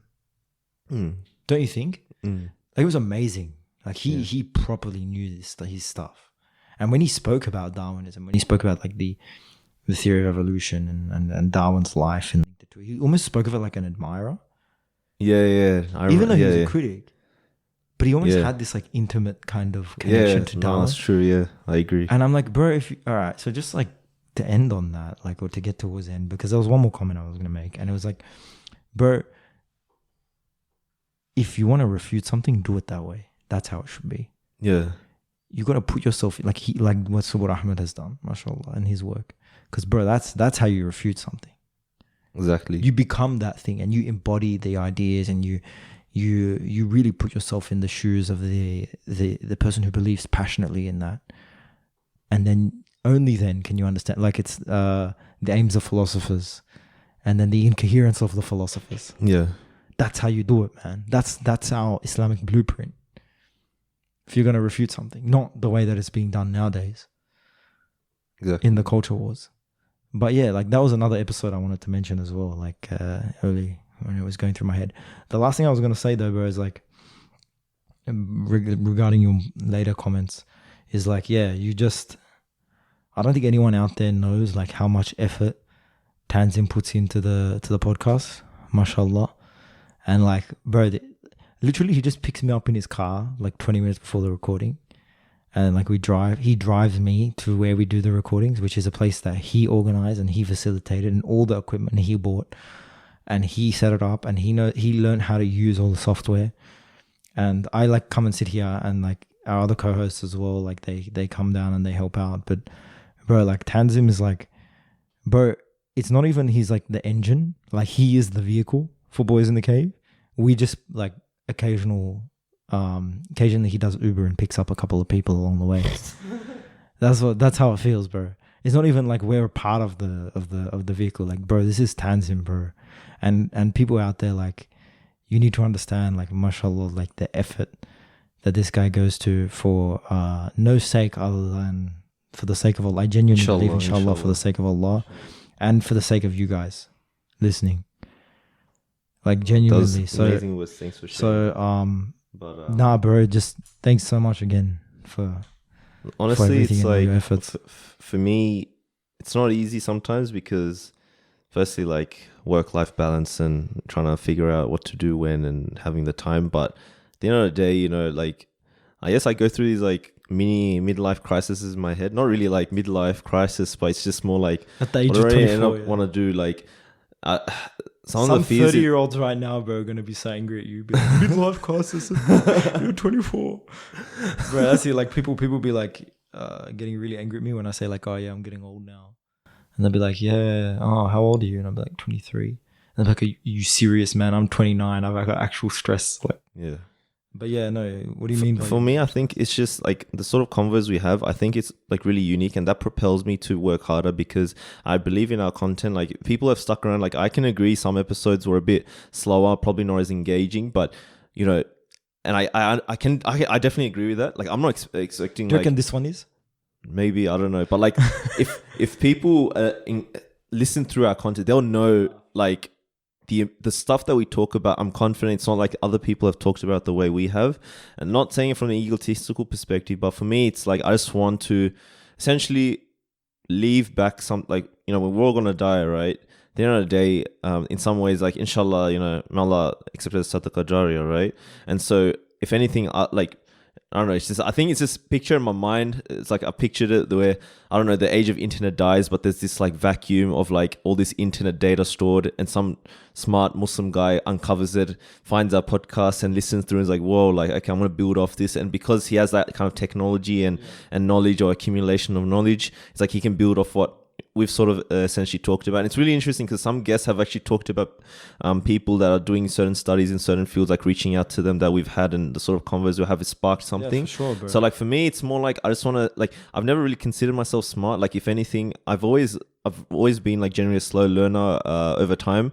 And so for me, it's like there's that chance for me to be authentic because not everyone is gonna grasp concepts quickly. So for me, it's like, okay, if I can just try to be myself, ask the right questions, and ask it to people that are, you know, more knowledgeable and senior than me, it's like I can actually be able to unpack some discussions that people can then relate to. Because sometimes to be honest, our conversations at times is a bit like, it's really hard to access for lay people at times. Some people, like some episodes, like Dr. Samir Mahmood, I've had complaints like, complaints. What language is this that you are speaking? But in the general sense, like I'm trying to be a bit more authentic. But bro, and I feel like that's the thing, accessibility. like you and I aren't like notably knowledgeable people at all, or notably educated people at all. You and I are pretty ordinary, run of the mill guys. Exactly, literally, bro. And I've always tried to maintain that. But the thing is, like, we're not pretending. Like, bro, I'm not up here pretending to be anyone. You're not up here pretending to be anyone. But all we do, bro, is we just facilitate.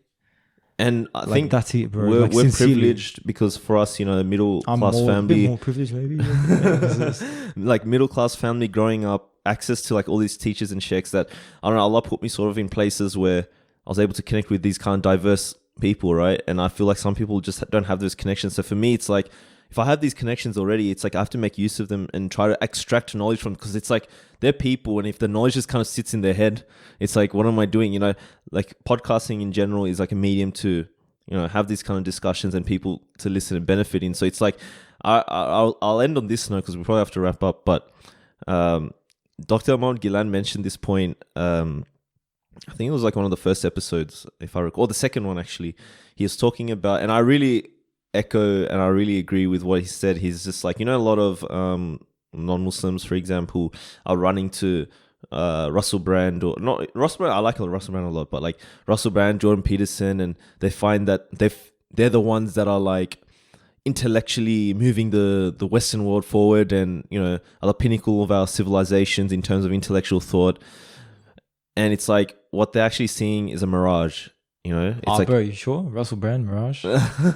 But you gotta, in terms guy. of, all right, let's cross out Russell Brand from the thing. But I love that guy. JP and, you know, those kind of guys. Like, he's okay. His fanboys, like those ardent fanboys, are just like running to that. I think we found enlightenment, right? Yeah. But it's like a mirage, right? I don't know how I feel about Jordan Peterson. Like, he did say like some things about Islam, like.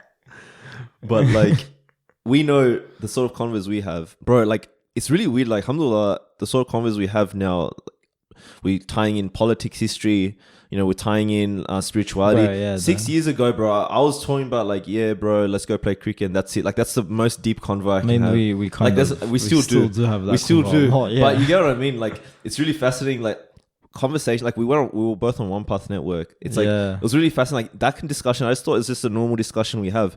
I had people that my friends, same. close friends, that listened to him, like, bro, that was so deep, bro. I'm like, people be talking about, bro, that was like absolute 1% of deep, like that I usually talk about. Honestly, like, I'm not even saying it, like, you know, does that mean, it's really, really weird, the dynamics in that sense, right? So I'm like, subhanAllah, like, there's different layers that. So I feel like, you know, get those conversations out. Alhamdulillah, I'm connected with people. But just keep it going. Like, that keeps me going. And it's like, what do I want to be in 10 years' time? That's it. You know? I also want to, like, I really want to know, like, as a podcast and like as a mission, like, if it's, you know, correct, and I'm not actually sure, but it could be the liberal within me. But I just feel like chatting to people from different kind of persuasions and different like fields of expertise, obviously qualified with a kind of aqaid,